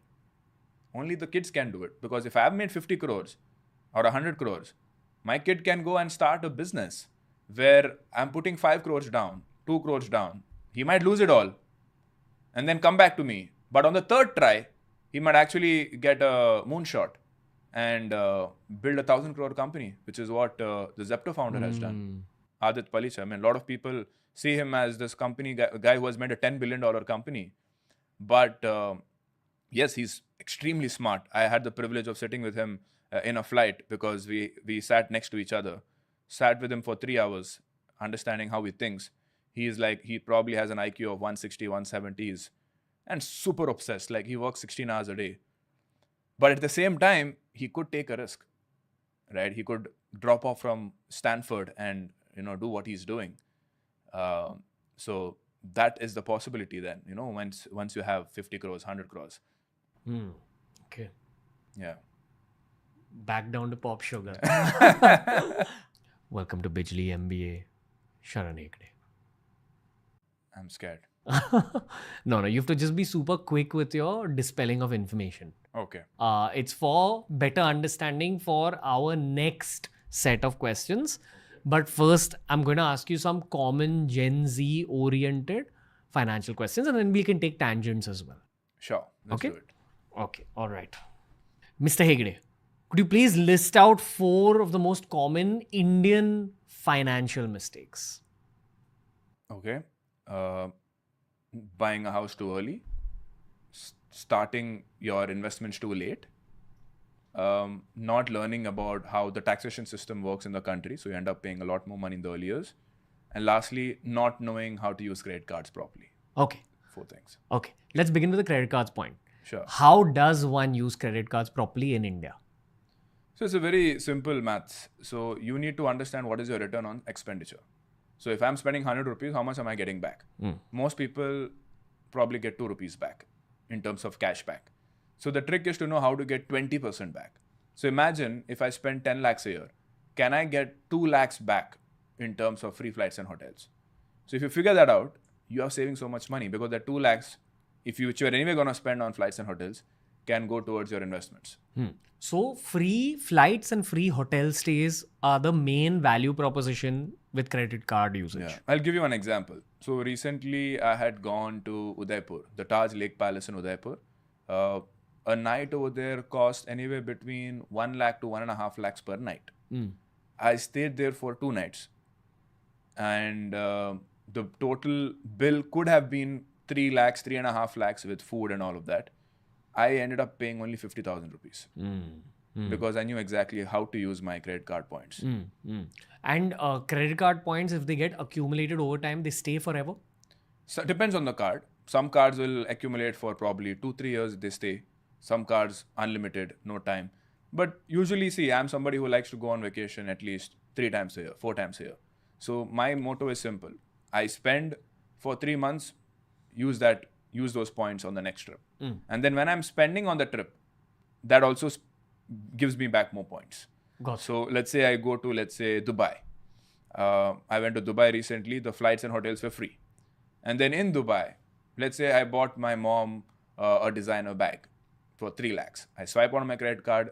I have, 20% of 3 lakh is almost 60,000 rupees. I have 60,000 rupees for my next business class ticket to Bangkok. This is an example. Gotcha. Okay. In percentage, how many percentage of Indians know how to use the credit cards correctly? I would say, forget percentage. I would say, see, there are about 10 crore credit cards which have been disbursed in India right now, which is very less compared to United States. United States, there are 30 crore people. And there have been more than 1 billion credit cards issued over there. So like 3 to 4 for every person living there. In India, only 10 crore for 150 crore people. What's the logic of using multiple? Because different credit cards for different purposes. Once this limit ends, you use the other limit. Or you sort of, there are certain credit cards after a certain amount of expenditure won't give you more points. So you use another credit card. So for fuel, there could be one particular credit card. For rent, there will be another kind of credit card. But the reason why in United States it is so high is because they're going into a debt trap. That's another thing. If you do not know how to manage your money, then don't get a credit card, which is what's happening in the United States. But coming back to the question, I would say the number of people who know how to use credit cards properly will not be more than 10,000 people out of these 10 crore people who have a credit card. Wow. Not more than 10,000 people. Wow. Okay. Taxation. What can one know through a podcast about going correctly about the process of taxation? So one is a very simple thing. Every year, you can save at least 60 to 70,000 rupees in taxes. And most people don't know how to do this. So there's something known as profit harvesting and loss harvesting. So I'll talk about profit harvesting first. So everybody is going to be investing in stocks and equity mutual funds in their lifetime. Now, you are not taxed on the first 1.25 lakhs of profit. So let us say I bought mutual funds for 5 lakhs and I sold it for 10 lakhs. I made a 5 lakh profit. The first 1.25 lakhs, I'm not paying any taxes. The remaining 3.75 lakhs, the government is going to charge me 12.5% tax, which is about, in this particular example, around 40,000 rupees. Now, most people, what they do is that they invest for 5 lakhs. 10 years later, they sell it for 10 lakhs. And then they pay the tax on the profit. What you need to do instead is to buy and sell every single year so that you're booking the profits for every single year. So for example, if I start with 5 lakhs, next year I will have, let's say, 5.5 lakhs. That's 50,000 rupees profit. Now, if I sell and buy within the same day and I book a 50,000 rupees profit, how much tax am I paying? Zero. Because the first 1.25 lakhs, I'm not paying any tax. So I keep repeating this every year. So every year I'm paying zero tax. So even after the 10th year, if I'm selling it for 10 lakhs, I'm paying zero tax. Because every year I book profit which is less than 1.25 lakhs. Now you can do this not just for yourself. You can do this with your spouse, you can do it with your kids, with your parents. So let's say I'm a family of 6 people. Me, my wife, my 2 kids and my 2 parents. 6 people. So 6 into 1.25 lakhs tax exemption. So that is the potential every single year that I can use, which most people don't do because they're either lazy, procrastinate, or they don't know exactly how to do this, right? Because if you do it incorrectly, you can also end up paying two times higher taxes. Because if you sell the wrong mutual funds before it crosses 1 year, then you will end up paying higher tax. So this is one simple thing which a lot of people don't do. Another one I told about loss harvesting. So if you have losses, which most of them will have a loss this year because the markets have not performed well, even if you are not willing to sell it and buy it immediately so that you can use that loss. It's a notional loss. It's not a real loss. Let's say you invested 10 lakhs last year. Today it's 8 lakhs, for example. Now, yes, 5 years later, that 8 lakhs will become 20 lakhs. But you actually got a loss this year of 2 lakhs. So if I sell it for 8 lakhs and buy it for 8 lakhs the very next day, to the government, I can say, hey, bro, I have a 2 lakh loss. Not in reality. You actually are sitting on that same 8 lakhs, which will grow. But to the government, I can say, hey, I got a 2 lakh loss. Now, this 2 lakh loss can be used for the next 8 years on all my future profits. So I say I'm saving a lot of money by doing this. So these are some 2 things which I feel most people don't use. And that's you're just leaving money on the table. And there's a lot more. So like hundreds more. 100 more techniques. 100 more techniques. I'm assuming only a CA can teach you these techniques. Ideally, yes. But it is not difficult to learn this, right? If you understood whatever I said until now, I mean, it's easy to understand. At the end of the day, it's just mathematics. The government sets the rules.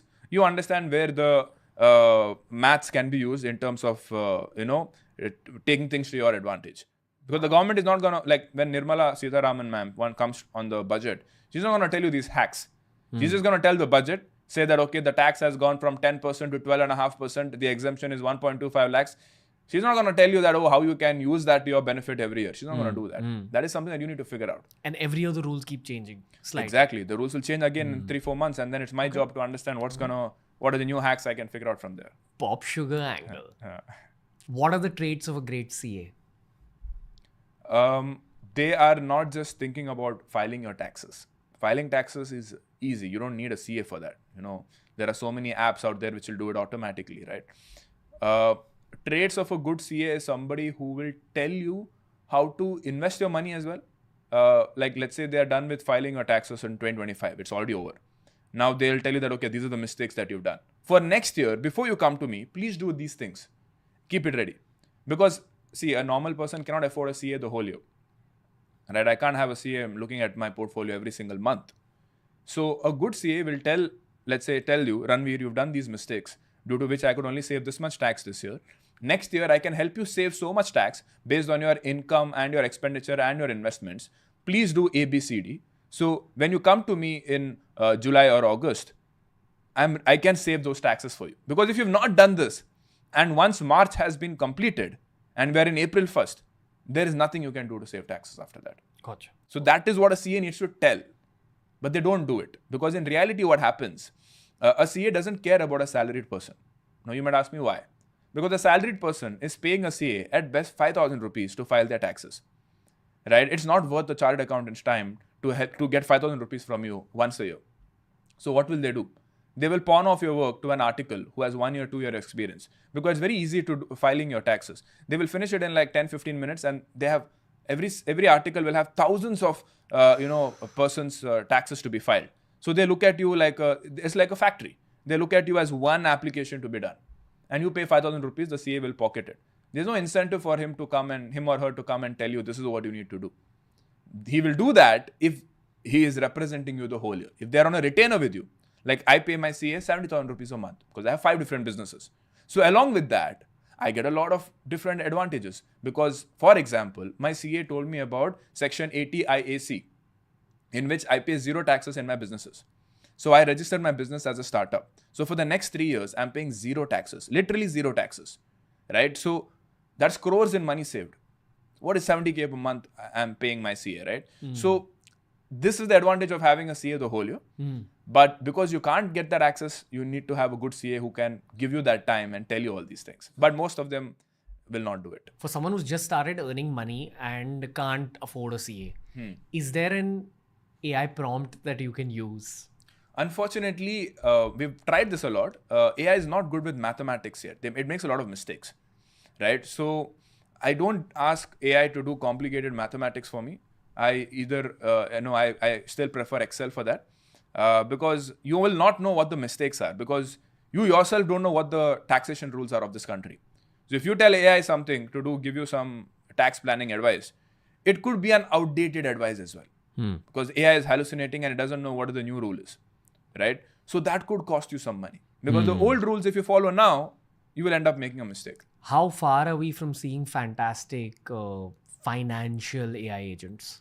I think we're not very far. I think that it's theoretically possible, right? If we're not there yet, but it is one day possible to reach that point. Within 5 years? I think within the next 1-2 years. We are actually working on those kind of things in our app. Right? We're building an AI financial advisor. So once you have connected your financial information, your AI advisor can sort of tell you what to do. Gotcha. But it's not going to happen next month or 2 months. Probably will take a year or so. Gotcha. Okay. So you said don't start late as well. Yeah. Okay. There's no early age when it comes to investments. The earlier, the better. Yeah. I mean, I started at the age of 18. 18? Yeah. Wow. Because I was fortunate that my grandmother used to give me pocket money whenever I used to visit her in our ancestral town. So when on my birthday, she used to give me 5,000 rupees, 10,000 rupees. So by the time I turned 18, it had become 50,000 rupees of cash, which my mom helped me open a bank account. And then from there, I started. Whether you start at 15 or 30, do the rules of starting stay the same? See, at the end of the day, it's about learning how money works. So whether you have money or not, learn how it works first, right? Because when you start making money, if you do not know how it works, you will lose it. Like I'll give you one example. Did you know that a lot of the people who win lottery, we hear these stories about people winning lottery of 100 crores, 200 crores, $100 million. There is actually a study done that most of these lottery winners actually end up losing that money. But why is that? How is that possible? Because if those guys just put in a normal fixed deposit, forget fixed deposit, if they just put in a savings account and got 4%, 5% interest rate, they would have never had to work for the rest of their life. But because they don't know how money works, they will take the wrong decisions and end up losing that money. Most people can't handle money. Like, I'll give you another example. So let's take the example of LIC policy, right? It is something that is supposed to give you back money if you die to your family. So let's say there is 1 crore insured in your name. Let's suppose you die and your family is supposed to get 1 crore. There is a criteria in it which you can set. If you feel that your family cannot handle money, you can tell that LIC company, do not give 1 crore to my family right now. Give it in monthly installments or yearly installments because I know they will, lose all that money. So there is an option for that now, right? So if you feel like your family cannot manage the money, you can select that option. So a lot of people can't manage money. Like you give 1 crore to somebody, you think that their life is set. Their life is not set. They will lose it. Most of them will lose it. Have you seen cases like this in real life? Many, because we have seen a case where in one of our clients, before they got onboarded, this person was sitting on 2 crores of debt while making a salary of upwards of 60 lakhs per annum. So imagine 60 lakhs per annum is sitting on 2 crores of debt. Content creator? No, not a content creator. This is a salaried person, 60 lakhs income, sitting on 2 crores of debt. How did that happen? Right? I'm not talking about home loan kind of debt. I'm talking about credit card debt. Just glamorous personal life. loan debt. Yeah, glam stuff because they don't know how to control their expenses and they don't know how to evaluate good products from bad products. Like there are thousands of financial products. Like there are 4,000 mutual funds and there are thousands of other insurance products. So there are thousands of different products. So less than probably 10% of them are good for you, right? And the 90% products which are not good for you are the ones which makes the banks money. They will not tell you that because they want to get money out of you, right? And if you end up choosing them, for example, if you choose, let's say, a money back plan, you'd have heard of these products, right? Pay 50,000 rupees every year for 10 years. 20th year from now, you will get 2 lakhs a year. Now, when you hear it, you're like, wow, that's great. I'm giving you 1 lakh for 10 years, and then 20 years later, you're going to give me 2 lakhs every year. That's how an average person thinks. But if you do the math, it's a shit product. So a lot of people end up taking 4-5 products like this. So this money which could have gone into mutual funds has gone into these products, getting you 4 to 5% returns. You have a very good lens on finance. Yeah. Again, I represent the ones that don't. Yeah. It boils down to great conversational skills. Ask your finance bros the right questions, and if you don't understand something, ask them to explain it in detail. Explain it to me like I'm 5. Right. Just do that. But before any kind of financial decision, do that. The other rule I personally follow is I make every expense pinch me a bit. Right. And if it's pinching me a little too hard, I ask one of my bros, hey, what do you think of this? And I make them explain each pinch to me from their eyes. Right. And that's how I polish up my financial skills over time. Because I don't have the same mathematical eyesight that you do. No, I think more than that, more than the pinch, a lot of people, let's say somebody is giving you financial advice. They will tell you, don't do this. It's bad. Let's say, for example, you want to buy a car. It's a 1 crore car. They're like, don't buy the car. It's not good for you. Most people will not listen to that advice. They're like, you're telling me not to do it, but I want to do it, right? I will spend it. It's a 1 crore car. YOLO. Right? So, but if you give them option B.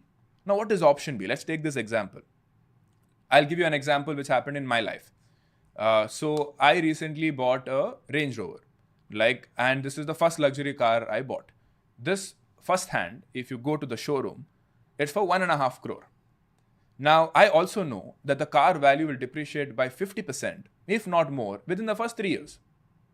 So I first went to 10 different showrooms of different car brands. I drove multiple cars. I saw what car I liked, the first hand one. I'm like, okay, I like this car. Now let me do the financial engineering.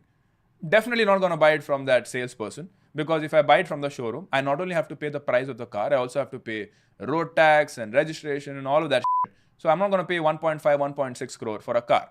Now the salesperson will market to you, not to you as a 1.5 crore car. He will be like, sir, only 3 lakhs monthly EMI. Now I'm like, if I'm earning in crores every month, 3 lakhs monthly EMI is nothing. I should go for it. Right? Now, if I had to bring this down to the perspective of a middle class person, let's say they're buying a 20-30 lakh car. They'll be like, sir, it's only 20,000-30,000 rupees monthly EMI.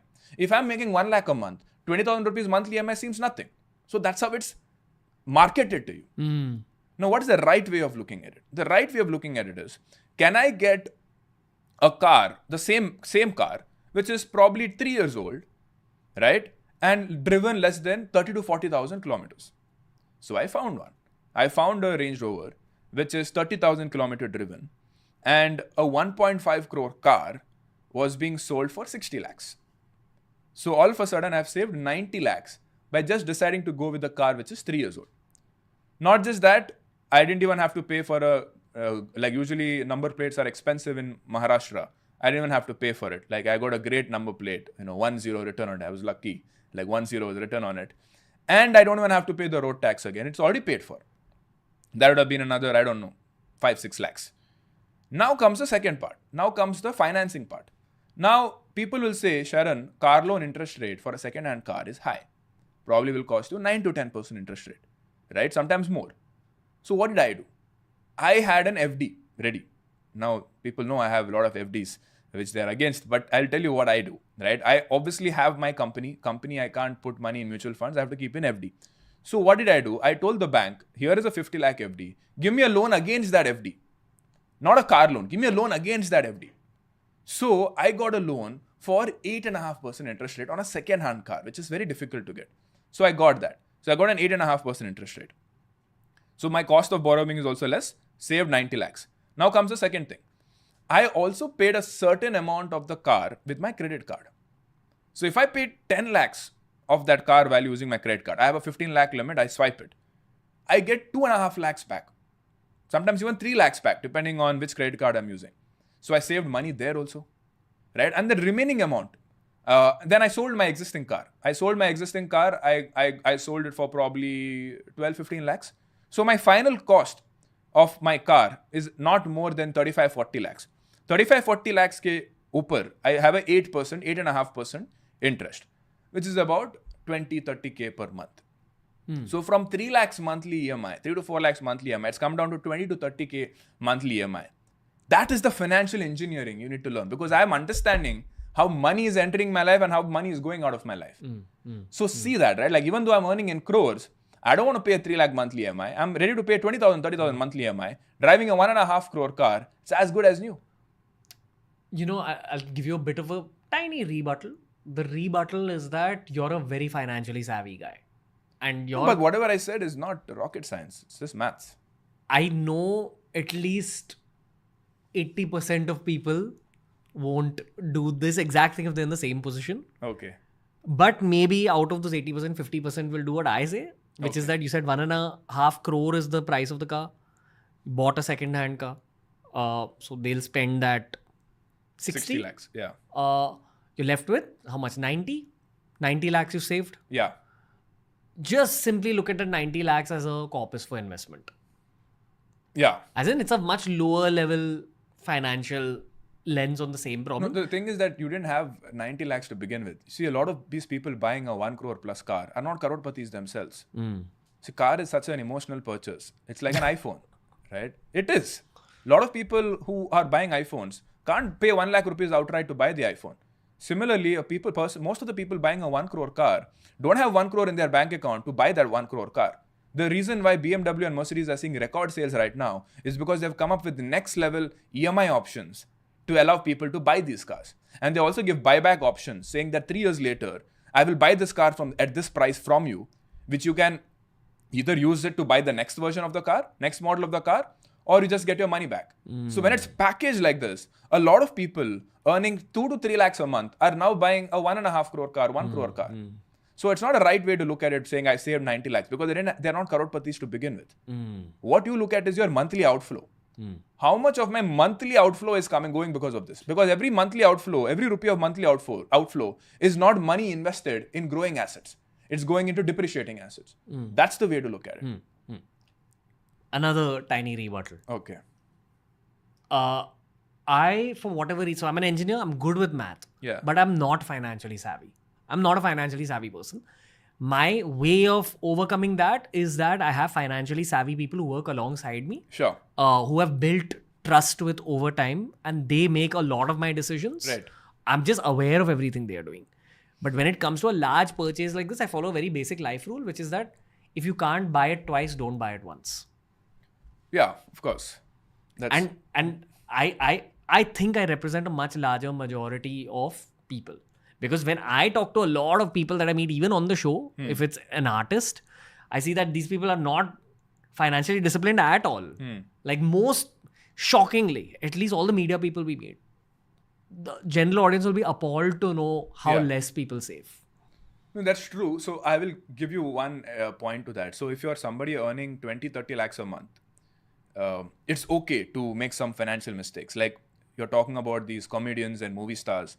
They know probably, buying this G-Wagon for 3.5 crore is probably not a financially wise decision. But they're like, you know what? I just signed this movie for 3 crores, 4 crores. I just made this money. So it's fine. I'll make this financially dumb mistake. It's okay for them. But if you are somebody who is earning less than 2 to 3 lakhs a month, then it's not okay. Because if you make such silly mistakes, then it's going to, survival becomes a problem. Once you start earning 20-25 lakhs a month, survival is not a problem unless you make some really, really bad mistake, like buying a house too early, right? But other than that, it's fine. Let's move on to that. Yeah. That buying a house too early. The age-old problem. If we ask any real estate guest on the show, they'll always encourage you to buy a house. Because they get brokerage, no? Yes. Right. I mean, that's their business. Right. So I'll tell you the problem, right? So firstly, you need to understand how real estate works. Like a lot of people look at real estate as a ready 3-bedroom house, 1 crore house, 80,000 rupees monthly EMI, I start my family. That is the definition of real estate for 99.9% of people here. Right? Now, let's understand who are the ones who make money in real estate. Now, a lot of people that both of us know are rich because of real estate. But they're not rich in real estate by buying a ready house. They never became rich in real estate by buying a ready house, especially not in India. Because the only way The only ways of making money from a ready house are two things, right? One is the rent, which is 2% before tax. And then is the capital appreciation of that property, which is 5% in a big city. So 5 plus 2, 7. If you consider tax, it's 4.5% growth. No one ever became rich by growing their money at 4.5%, right? So if you're buying a ready-made house, you're already too late. Unless you're in Dubai. Because in Dubai, you will get 8 to 9% rent and you pay 0% tax. On top of it, your money is also growing by 5% because the value of the land is also growing. On top of that, you have the currency depreciation because the dirham is pegged against the dollar, right? Dollar is reached 90 rupees now. So dollar is increasing by 3 to 4% every year. So if I combine 8% rental income, 5% growth in the value of the house, 8 plus 5, 13, 13 plus 3 to 4%. So 16 to 17% you can make in the Dubai real estate market. If you buy a ready-made house also. But in India, you can't do that. So for Indians, we're kind of screwed if you buy a ready-made house, which is what 99% of people are doing. Hence, I say if you buy a house too early, a ready-made house, because most people are not going to buy an under-construction house because it's too risky. If you're going to buy a ready-made house in India, before you made a crore, you are as good as, never being financially free for the rest of your life, unless you get a lottery and, start working for McKinsey, BCG, Bain, or Google and Apple. So bottom line, especially for Gen Zs, is do not target buying a house in India to multiply your assets. Yeah, I mean, our previous generation people have messed it up for us, right? Like they have taken up the real estate value so high, and it's not just the previous generation people; it's the people in India who do not pay taxes. See, a lot of people in India who are rich, who are wealthy, who have businesses, cash-rich businesses, are not paying taxes. They park their untaxed money in real estate. What is the Magnolia's apartment all about? Like, why is it worth 100 crores? DLF Magnolia The most expensive. Yeah, 100 crore apartment. Why is it a 100 crore apartment? Why do you think so? Because all the people living there have parked their black money over there. Right? All the people who are living there are people who own huge businesses. Now, you might say that it's a community of rich people, so rich people pay a lot of money, which is one part of the argument. But where is that 100 crore coming to buy those apartments? Right? It's a lot of black money involved over there. Right? So this is not just a thing in that particular apartment. It's all over the country, right? The reason why that we, the Gen Z and the millennials, feel like we can't buy a house anymore is because the rich people who are not paying taxes have created land banks for themselves. There are people who own 20, 30 different apartments and are not living there. Right? They're just giving it for rent to us. They have hiked up the value of the house to 2.5, 3 crores. So we can't buy the house. We are forced to rent. And they increase the rent also quite drastically because of more and more unaccounted money going into these houses.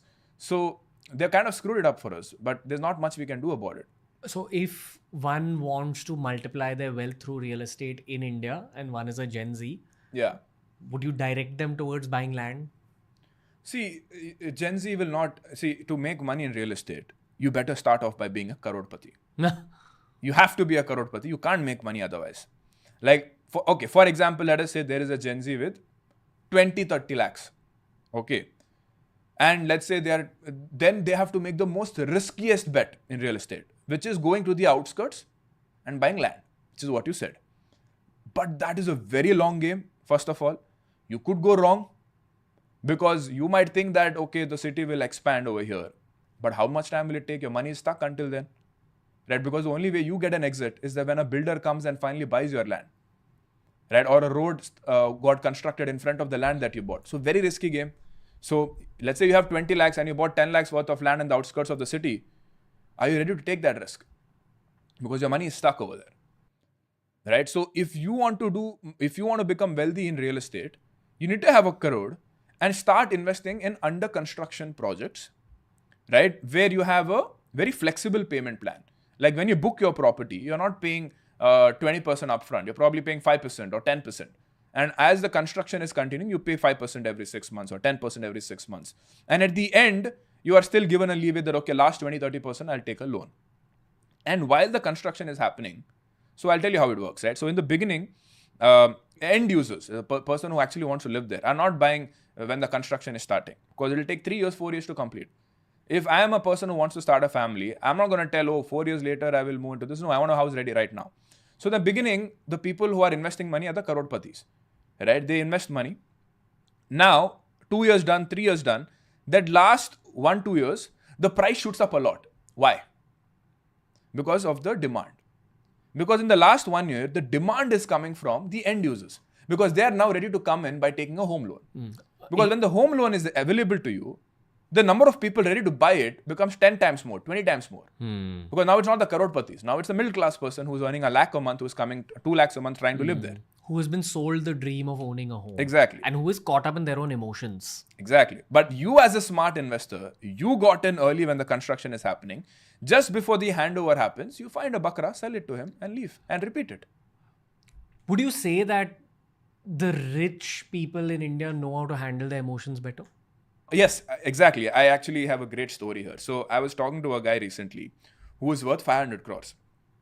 And I am guilty of saying this, but I almost got convinced to buy a house in Goa because of the ads that I've been receiving. Right? These are the luxury home villa projects happening in Goa. And me and you, we are fried living in Mumbai. We are like, this life is shit, bad quality of air, traffic. So everybody in India is being sold the dream of Goa. Come to Goa, own your villa, be surrounded by nature, and live life like how it's meant to be lived. So I was like, yeah, this seems like a good idea. Probably I can move my base to Goa. I can have fresh air to breathe. I can also call my guest here to do my podcast and all of that. And then I started talking about this. And obviously, I'm not going to just take an emotional decision. I also started doing the research that, okay, land in Goa is limited. You can't just chop down trees to make more land. So whenever there's a limited supply of land, the price should go up. All of those are valid points. Correct. The problem is these builders who are selling ready-made villas over there are hiking up the price. They buy land over there for probably 30,000-40,000 rupees per square meter, and they sell it for 2.5-3 lakh rupees per square meter. So 10x, right? So I am being sold such an expensive product. So then the next option is, okay, I buy the land and build it myself. I buy it for 30,000 rupees per square meter and I build it myself. Now, for a busy person like me to go to Goa and look after the construction, and there is also a lot of mafias in Goa. If you go and buy land over there and start building, the mafias will come and tell you to get the hell out of this place, right? You can't do construction like that. It's not that simple. Not that simple. And then as I was talking to this guy who's worth 500 crores, I told him this whole thing. He's like, Sharan, look, do not confuse investment with your emotions, right? If you're really looking at Goa from an emotional point of view, first do an Airbnb for 1 month and see if you really like it. Probably spend a couple of lakhs, rent a villa over there. See if it's really, if it's really the kind of life you want to build, right? So don't end up confusing investment with your emotion. He's like, the return on my capital, right, is not going to be good in real estate by doing this because I'm already sold a very expensive price. At best, this property will grow at maybe 6-7% or 10% every year. Now, this guy is somebody who is into the world of stock market. He probably makes like 30-35% a year. He's like, bro, Sharan, you're young. You're 30. You don't need to buy a house right now. If I can help you find opportunities where you can make even 30% a year, why are you getting your money stuck in the real estate market in Goa, where even liquidity issues are there? So that sort of was like a rewiring of my mind again of the lessons that I forgot, which was taught to me because emotions got into the way. So point I'm trying to make is, yes, these rich people, they are very good at separating emotions from return on capital. That's the only thing that matters. Return on capital. Yeah. That's it. At every stage of financial discipline, I think your biggest enemy is emotion. Agreed, 100%. Whether you're a Gen Z who wants to go for that stupid concert, or whether you're worth hundreds of crores and you want to do a stupid real estate or yacht purchase. Yeah. Effectively, you're doing it for the kid inside you. Yeah. I think concerts are still okay. I mean, I like concerts. Let's not. I think concerts are great if you like the artist. Yeah, exactly. Yeah. So concerts are fine, guys. Please go to concerts. But do not get into these no-cost EMI options on products that are not gonna really, really change your life, right? Don't get the iPhone 17 just because all your friends have it, right? That's I would say a big one. don't get those sneakers. Don't get those expensive bags. That's not the right time right now. That's not the way to do it. I'm always going to advocate of spending on experiences. You want to go for the trip with your friends, please do it. You want to go for a concert with your friends, please do it. Because these are core memories, right? These are what you'll remember when you die. When I die, I'm not gonna remember I have 100 crores in my bank account. I'm gonna remember these memories. I'm not gonna remember the iPhone 17 I bought in 2025. I'm gonna remember the boys trip I took to Bali. So you definitely spend money on that, because life is about a collection of memories. That's what remains with you when you die. Yeah. So definitely do that. In the 10-year content journey, I've had a perfumes phase, a sneakers phase, clothes phase, cars phase. And I'm totally out of all those phases now. The only phase I'm totally in is travel. Yeah, that's the only thing that I think is worth spending your money on, because those are the memories that make who you are, right? Yeah. Like this iPhone, this is still the iPhone 15. Yeah, same. Right? It's still the iPhone 15. I've not changed it. And I met Technical Guruji recently at an event. He was obviously having the iPhone 17, the brand new Pro Max. And he also had a Samsung Galaxy Fold 7. He needs it. It's his bread and butter. He needs to buy those products. But he saw my phone and he's like, what are you using? You're still on the iPhone 16. I'm like, no, this is the iPhone 15. He was like, bhai, tu kya kar raha hai? Right? He got so offended that I'm on this phone, right? So, the point being, I'm not going to remember this at the age of 60, that I bought this phone and all of this happened, right? But I am going to remember the trips that I took, the concerts that I attended, right? The gifts that I bought my family. That's good. Buying for other people is amazing, right? So I would never buy a 3 lakh bag for myself, but I would definitely buy it for my mom. Yeah. So that is money well spent, right? And my mom, when she got the bag, she was kissing it. She slept with it. Yeah. Those are memories you remember for the rest of your life, right? And she will, feel like, wow, I never thought this will happen to me in my life, and it happened to me because of my son. So that's a win-win situation for money. Also, you'll be capable of buying those 3 lakh, 4 lakh gifts if you are financially disciplined today. Yes. And if you're unemotional about your large financial decisions. Yes. So this memory I will remember when I die. That I was able to make my mom happy by buying her a 3 lakh designer bag, which she never thought she'll ever buy in her whole life. Yeah. I will remember this. Yeah. But I'm not going to remember the 3 lakh sneakers that I bought when I was 22, when I'm dying at the age of 75 or 80. I'm not going to remember that, right? So things that you buy for others, experiences that you buy for others, you'll remember. This is a great use case of what to do with your own emotional energy. Yeah. Why are these emotional decisions being made by those people in the first place? So an excess of emotional energy, I want to experience life, I've always dreamt of this. It's a stupid decision. You need to run it through 3 financial bros. That's my standard rule. Yeah. I always ask, before I make any big financial decision, I ask 3 different people. One is my co-founder, right? Who is been with me for the last 5 years. Like, because he understands everything about my financial life, my journey, everything. So I run everything by him. Second is my mom and dad, right? So I run it by them as well to get their conservative perspective as well. Because that's also important, because that grounds me to where I began. And the last is another person who is 10 times richer than me. Right? So basically my billionaire and multimillionaire friends, right? So these are the 3 sets of people that I ask before making any big financial decision. And it sorts of, and then I think over it for a month, and then I go ahead and make a decision. If it's a decision which is in lakhs. Okay. Let me do a financial consultation with you. Yeah. Free of cost 1% club utilization. Okay. By Beer Biceps. Okay. How do I go about this dream of creating a base in the hills and or a base in Goa? Direct me. Do I buy land first? Where do I buy it? For you particularly, or you're asking for the general public? Because for you particularly, you don't need my help, bro. Pack up and leave. For the general public. Yeah. On behalf of them, yeah, I ask you for me.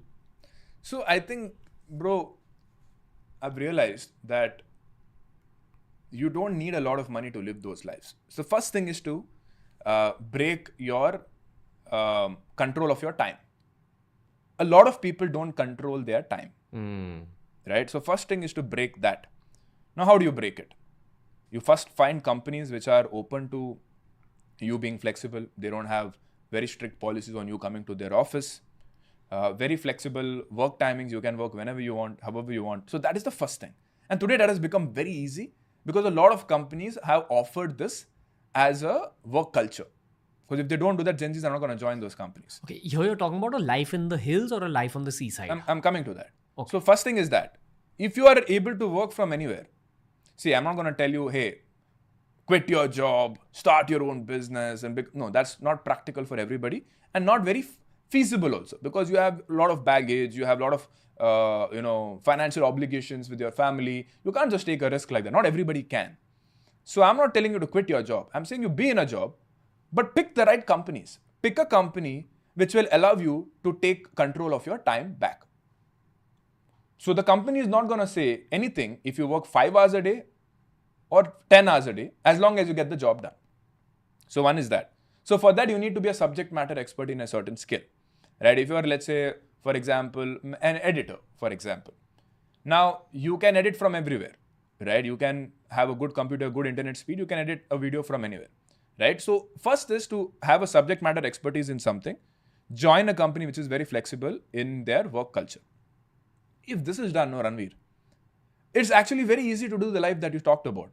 Because if you can leave these goddamn cities, Mumbai, Delhi, Bangalore, your cost of living comes down half. So that's actually a win-win, right? Let's say I go to Rishikesh and I live in a place where I get a 1 month stay at in like a very nice room facing the mountains where I don't get food, but it's like a 1-bedroom kind of a setup. They usually cost not more than 10,000, 15,000 for the whole month. Same with Goa. 10 to 15,000 rupees a month, you can get a killer place, right? Obviously, it's not going to have the luxuries of a 5-star hotel, but we're not talking about that, right? We're talking about firstly moving to that location. Straight up, you are saving 30,000 because that's the rent you would have paid here in bigger cities. Then you are like, okay, Sharan, how am I going to work in my room? You don't need to because these cities have great co-working spaces where you can pay pay 10,000 rupees for the whole month to go and work over there. And you don't even have to go there every day. You can pay the day passes. People are like, okay, you're going to be lonely, you're going to make friends. Go to these co-working spaces, become friends with other people who are living a life like you, right? So that's it. You didn't need to have 10 crores in your bank account to start living this life. Now, of course, is this going to be difficult if you're in a relationship? Is this going to be difficult if you have kids? Yes, but we're talking to the Gen Zs, right? So with the Gen Z, you can do this, right? And for all you know, you might find your partner who has that same kind of mindset as you. And then you can extend this kind of a life until you're 35 when you're about to have kids. And then you have kids and then obviously you'll have to take a call. Then there are other options here as well. I know a lot of people who do homeschooling. Yeah. You don't need to be necessarily in a big school. This is becoming a huge thing Yes. in the world of entrepreneurs. Homeschooling children. Correct. When I tell people that, they look at me like I'm crazy, but Yeah. it's a conversation we hear very, very often. Correct. Let's shed some light on it. Well, I'm not an expert here because I'm not even married, but I know some people who are doing it. So basically, it's very simple. It's just that there are a lot of communities, I would say, of parents who do this. And once you're a part of this community, there is a set kind of a curriculum, a way of teaching these kids. Obviously, you need to be a person who is not an office-going person to do this. You need to be a person who has already done that step 1, step 2, like I said. You've already taken control of your time. You can already work from anywhere you want, right? And you're living in a place where there's no traffic, right? Because you're not wasting time in traffic traveling. So which is like, these beaches and the mountains. Also, I know a lot of people who move to Bangkok now. They move to Bangkok and they're also moved to Bali, right? These are places where all people with this kind of a mindset from all over the world are coming to. And they're not millionaires or even crorepatис. These are people who've just taken control of their time, can work from anywhere they want, and they moved here. Because once you do that, if you have control of your time, and if you can stay with your kids at home, you can start homeschooling them. Right now, I'm not an expert to say that this is the best thing to do. All I'm saying it is possible. So if you're able to take care of the homeschooling part, then you're sorted, right? Because then you never have to ever come to a big city. Because I honestly feel that these big cities, Mumbai, Bangalore, Delhi, had I not had an office here with 200 people, I would have been out of here 2 years back. Yeah, same. Right? That's the only reason I'm here is because I have 200 people working over here. They can't do what I can do. So I'm staying here for them. I believe I speak for Delhi, Bangalore as well. These are the 3 career cities of our country. Right. But I do believe that Gen Zs should look at these cities as stepping stones at this stage. These cities. Yeah. Right? Yeah, in the beginning, yes. You have to because the jobs are only over there. See, for you to figure out a work from home where you're very flexible with your time and all of that, it's not going to happen in the first 2-3 years of your career. It's not going to happen because you have not built that confidence and that reputation yet. Yeah, you need education from these cities. Correct. Like if you're a fresher, I'm not going to give you work from home and work from Goa because I don't trust you. But if you have 3 years in your belt of working on multiple companies and I have a good reference check on you, if I talk to your manager, then go by all means go do it because you have built that trust. Yeah. So in the beginning, you come to a city, figure out those connections, but don't stay here for the rest of your life. Unless obviously things improve. But I don't think it's going to happen in the next 10 years for sure. Because we're already like neck deep in problems. It's going to take 10 years, if not more, to fix it and reverse it. You're talking about urban cities, yeah. I don't think in 10 years it's going to change. You know, they say that this whole metro line construction will change the city and the ring road will change the city. Maybe. Let's see what happens in the next 5 years in Mumbai. But I anticipate that when the city does get fixed, more people will move in. True. And we're still going to see traffic and all this. So I'm like, I don't know, man. Yeah, because see, in India here, we are not able to control the number of people coming here, the number of cars that can be bought. All of that is not controlled. Like in places like Singapore, you can't just buy another car, right? Because it's going to cause traffic problem. Like Dubai is facing that problem right now because there's too much of traffic, right? So because all of a sudden a lot of people moved in. Right, like the population doubled in the last 10 years. So they are facing a lot of traffic problem. But I know they will fix it in 1 year. Yeah. Because the government controls everything over there. They can plan a whole city if they want to. Yeah. But here it's not possible. So it's going to take time. Okay. I'll tell you what, when I talk to really rich kids, people who've grown up with wealth in our city, which is mainly South Bombay and Juhu Bandra. Yeah. None of them want to leave. Yeah, fair enough. Fair enough. Nice life they're living, etc. Not just that. I'll tell you why they don't want to leave. I think you are also from here, but I think the reason why they don't want to leave is because all their friends are here. And I would say the number one thing for a content life is the community that you have around you. So even if you go to Bali and if you're not able to build that same kind of community that you have in Mumbai, then you might still feel the life is empty. You know what I mean? But I don't feel that way as an outsider because I'm like, I came here 3 years back. And all the friends that I've made are career and business friends, with barring a couple of them. But it's not the same as childhood friends. You know, it's not that kind of a community. Fair. Minus these rich kids, I think everyone who can speak English at least is being squeezed out of the city. No one's calling it out. People who can speak English are being squeezed out. Should be squeezed out also. Why, what does that mean? We're capable of selling to the world now. If you can speak English. True. Go market yourself abroad. Brain drain is not discouraged anymore. Very logical economic reasons, and you can pump money back into the country by living abroad. 100%. Yep. So I just think that this ability to speak good English and sell in English, work in English, it's so you become a global talent then. Yeah. We should also. Yeah. Even and especially the Gen Zs who are listening to this podcast till this point, they all and it's possible. See, a lot of people will cry about the fact that they're not born rich. But I will have absolutely zero remorse or pity for someone who is not going to be rich in the next 20 years because of the kind of tools that's available to them right now. Yeah. Right? I've seen people who were dirt poor becoming rich now because of the AI tools available. So the problem is not lack of opportunities anymore. Right? Like if you removed all my money and all my fame right now, but leave my knowledge at least, the things that I know, I will make it back. Probably not as fast as I did because the content world is different now. But in a span of 5 years, I would once again be rich. Yeah. I know that, right? Because I believe in it so much, right? And I know that I know how it's done, right? I know what needs to be done considering the world that we are living in. And it's not that hard as it is made out to be. Right? The biggest problem is procrastination. Very commonly said thing, but it's a very big problem. Like a lot of people are just sitting around doing nothing. It's like they just want to be lazy. Right? They don't know how to manage their time well. Yeah. Okay. Back to Bijli MBA. Okay. What will be the role of AI agents in personal finance in the near future Okay. over the next 5 to 10 years? And I think explain 5 to 10 years, you told me a lot.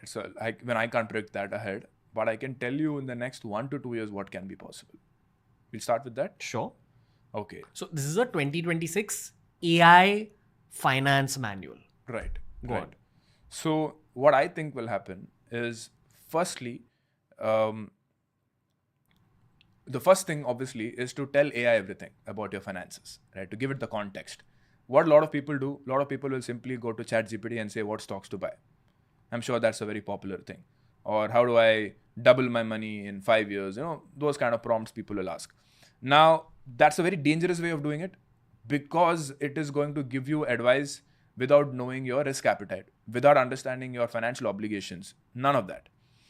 So the right thing to do is to first make it understand everything about your finances. Now, how do you do that? The government has done some great work over here. They have created the account aggregator framework. It's a very complicated term for a very simple thing. Basically, banks have all our information. They know basically your PAN. Your PAN card has all your data. It knows, what your bank statements are, what's your mutual fund holdings, your stock demat account holdings, your insurance, your credit card statements. It knows everything. So if I know the flow of money entering and leaving your life, I know how much assets you already own, right? Then it's just about you telling AI what's your purpose of your investing. This is where a lot of people go wrong. A lot of people just say, I want to get rich. But that's not the right thing to do. The right thing to do is to tell AI exactly what that money is meant for. Because every single rupee that you're investing is actually meant for something.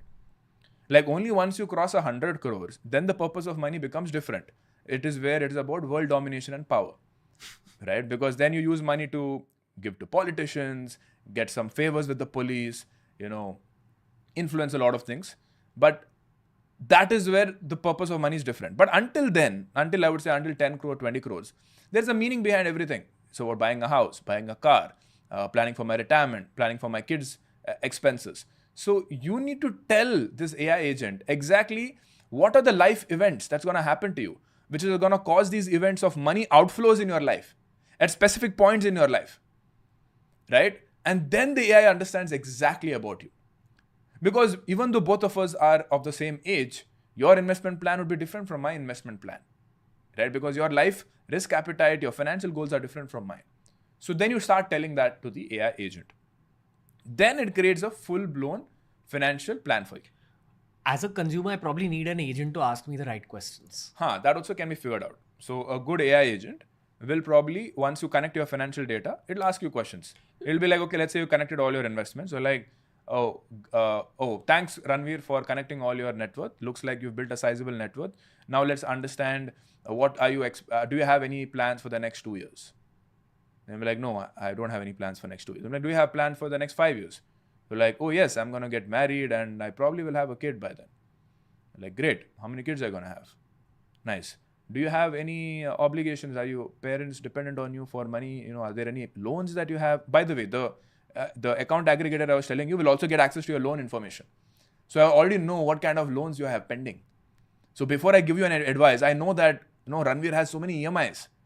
I'm not going to tell him to invest in crypto and PM, and hedge funds and startups and all of that. I'm going to tell him, you have these EMIs of 12%, 14% interest rate. Let's figure out how to close that quickly.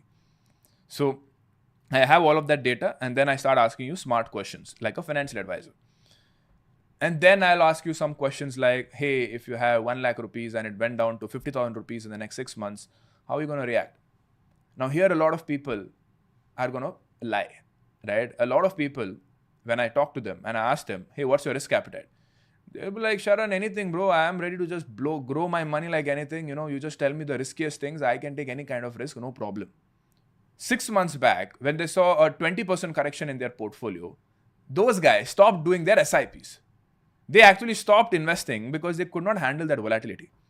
So saying that I can handle a 50% drop in my portfolio, if it's gonna, recover in the next 1 or 2 years, versus actually facing a 20% drop in your portfolio and analyzing your behavior at that point of time are two different things.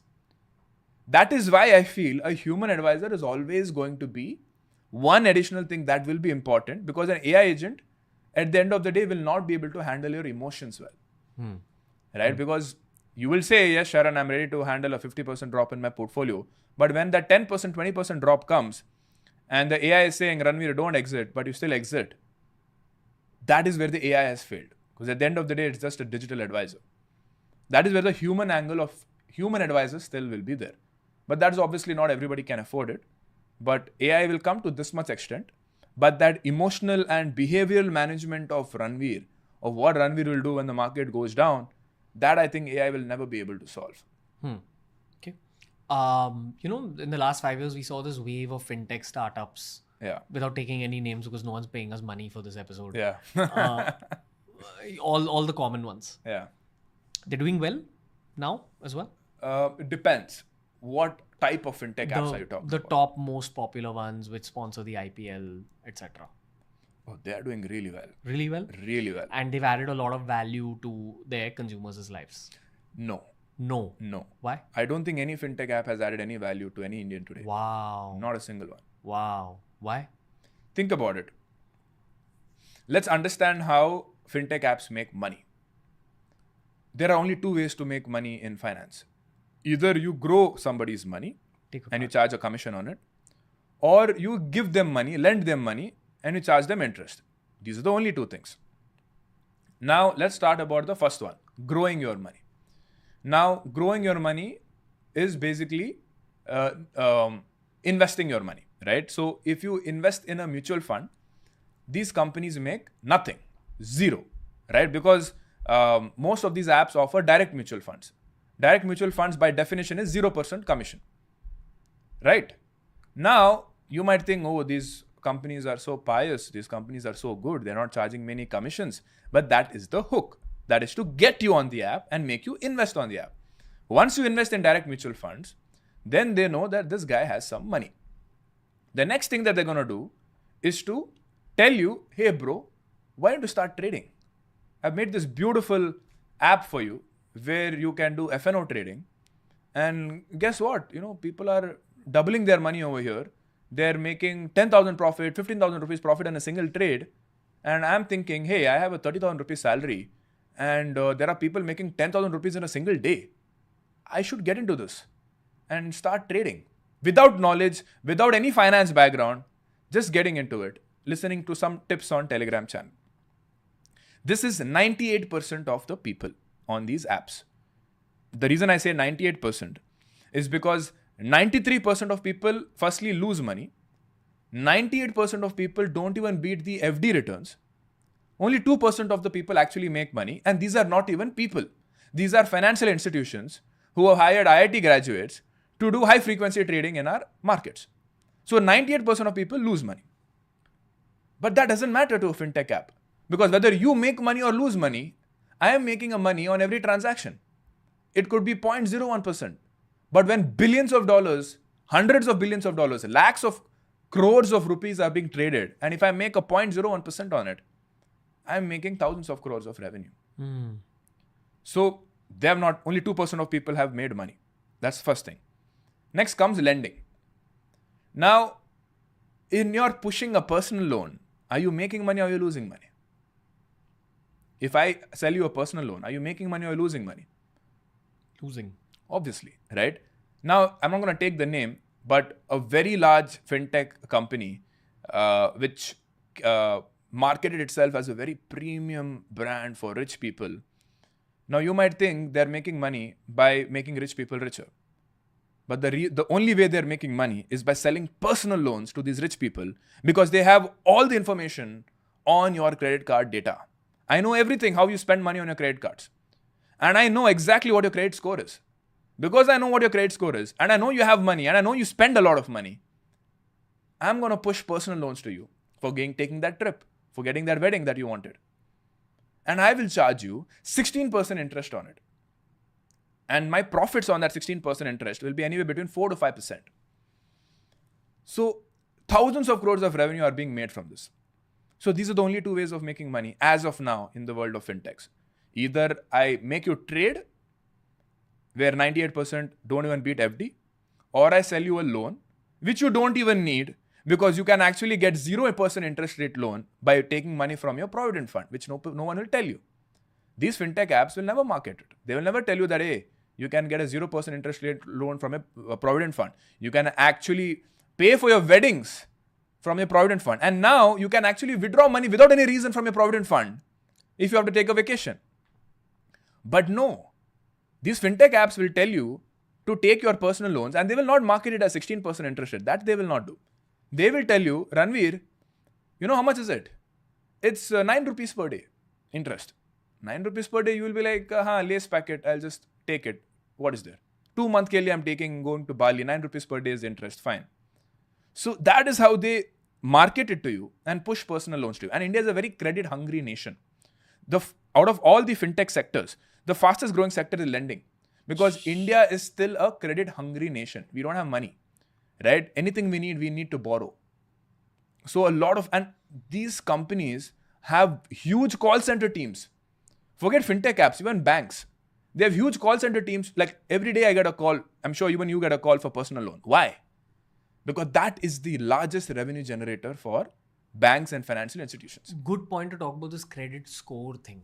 Yeah. I heard some Gen Zs in my office talk about how their parents also encourage them to take loans because of the need to improve one's credit score. That's yes and right. You don't need to take a loan necessarily. If you're using a credit card and you're paying back on time, that's enough to build a good credit score. You don't need to take a loan to build a credit score. Why does one need a good credit score? Because one day, eventually, you will need a loan. Because you will want to buy a house, you will want to buy a car. And even if you can buy the house and car outright, you will still want to take a loan. Because the interest rates are very low on home loans. Mm-hmm. And if you have a better credit score, the interest rates are even lower. It could be 8%. Can you plan your entire life without the need to take a loan? For 99% of people, no. And you shouldn't also. That's another misconception. People look at loan as a bad thing. There are something known as good loans as well. Right? Like for example, let's look at the richest people in this country. Mukesh Ambani and Gautam Adani. You really think they're debt free? They borrow thousands of crores of rupees. The kind of things that they're building, the green energy infrastructure, that cannot be done. They don't want to use their own money, right? Why would they use their own money? Their own money is invested in the right places, probably in the stock market or whatever, where it's growing. They will borrow money from the banks at 6-7% interest rate and do this work. Similarly, as an individual, let's say you have 1 crore and I tell you to buy a 1 crore house. Most people would do it. They will give up with their entire 1 crore to buy the house because they're like, oh, no home loan interest rate for 20 years. I don't have to pay EMI for 20 years, so I'll buy that house outright. But that's a blunder. Because if you take the home loan interest rate, it's 8%. With the tax benefits, it comes down to 6%. Your 1 crore can be invested in the markets. Let's say you're even able to get 10%. So you're making 10% growth and you're paying 6% to the home loan bank. You're getting a 4% profit. Mm. Now, every year this won't happen. But over a 20-year period, absolutely yes. So that's the right way to look at it. Wise financial decision. All loans are not bad. Then FD-backed loan. You have an FD, take a loan against it, you get a very low interest rate. How do you differentiate between a good loan and a bad loan? Any interest rate less than 8%. Once it goes to the double digits, then better use your own money. Simple. Nice. Okay. Education loan is also one of those examples. Because the government wants to keep education loan interest rates low. On top of it, the entire interest is tax exempt. So even if I get an 8% interest rate on education loan, it actually ends up being like 5.5%. So don't pay education out upfront, even if you have the money. A lot of parents make this mistake. Okay, back to Bijli MBA. The original question I had planned was that for the 2030s and the 2040s, what are some decisions I can take now? And the more bubblegum question is, could you give me a 2026 oriented piece of financial advice? Sure. I think the world is going to be very different once we hit 2030. I will probably assume the worst case scenario. Worst case scenario being your job is obsolete. Meaning whatever you're doing right now is not needed in the world 10 years from now. Assuming that, you need to build another skill set. And you need to ask, in the world of AI, will this new thing that I'm learning be disrupted? So first, I would say, start the journey towards that. Because if your source of income is not going to be around, and obviously if you feel like it could happen, it is definitely going to happen, right? If you have that fear, it is definitely going to happen. Right? That's the reason you have the fear, because you've seen things which you never thought was possible. Second is build a cushion for yourself that in case you don't have a job for 2 or 3 years, in that transitioner period, you have a certain amount of corpus to take care of your lifestyle, right? So do not live a hand-to-mouth existence for the next 5-6 years. If you're living a hand-to-mouth existence, you could end up on the streets in the next 5 to 6 years. Because let's say we are in the year 2030, you have 1 lakh saved in your bank and you're laid off.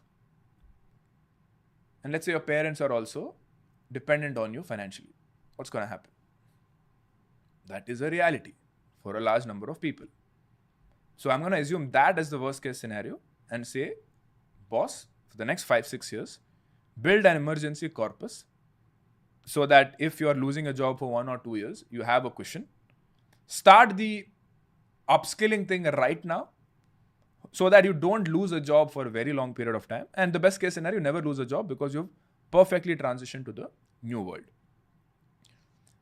Secondly, I would say if you already have a sizable corpus, invest in inevitable things that's going to happen. Firstly, I would say majority of the money still keep in safe assets. Don't invest, AI, I'll put all my money in AI. Or green energy, electric vehicles, I'll put all my money in electric vehicles. History has shown us that whenever there is a new order of the world that's happening, the people who were the front runners in the beginning did not end up being the front runners later. They eventually die out as well.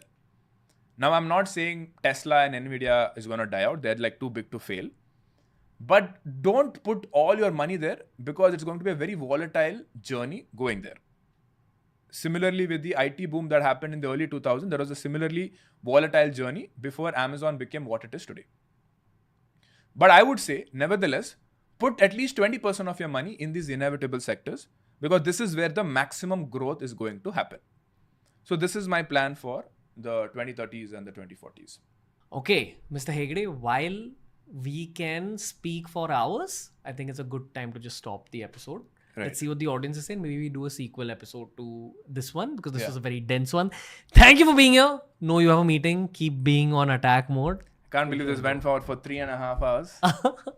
I'm very, very happy that this finally happened and didn't expect it to be so information packed because you told me to tone it down, but I couldn't help myself. No, it's great. I hope it was not too technical and I hope people are able to get some practical takeaways from this episode, which they can actually start implementing in their life. Very dense but very useful financial manual. Yeah. Thank you, Mr. Hegde. Thank you so much.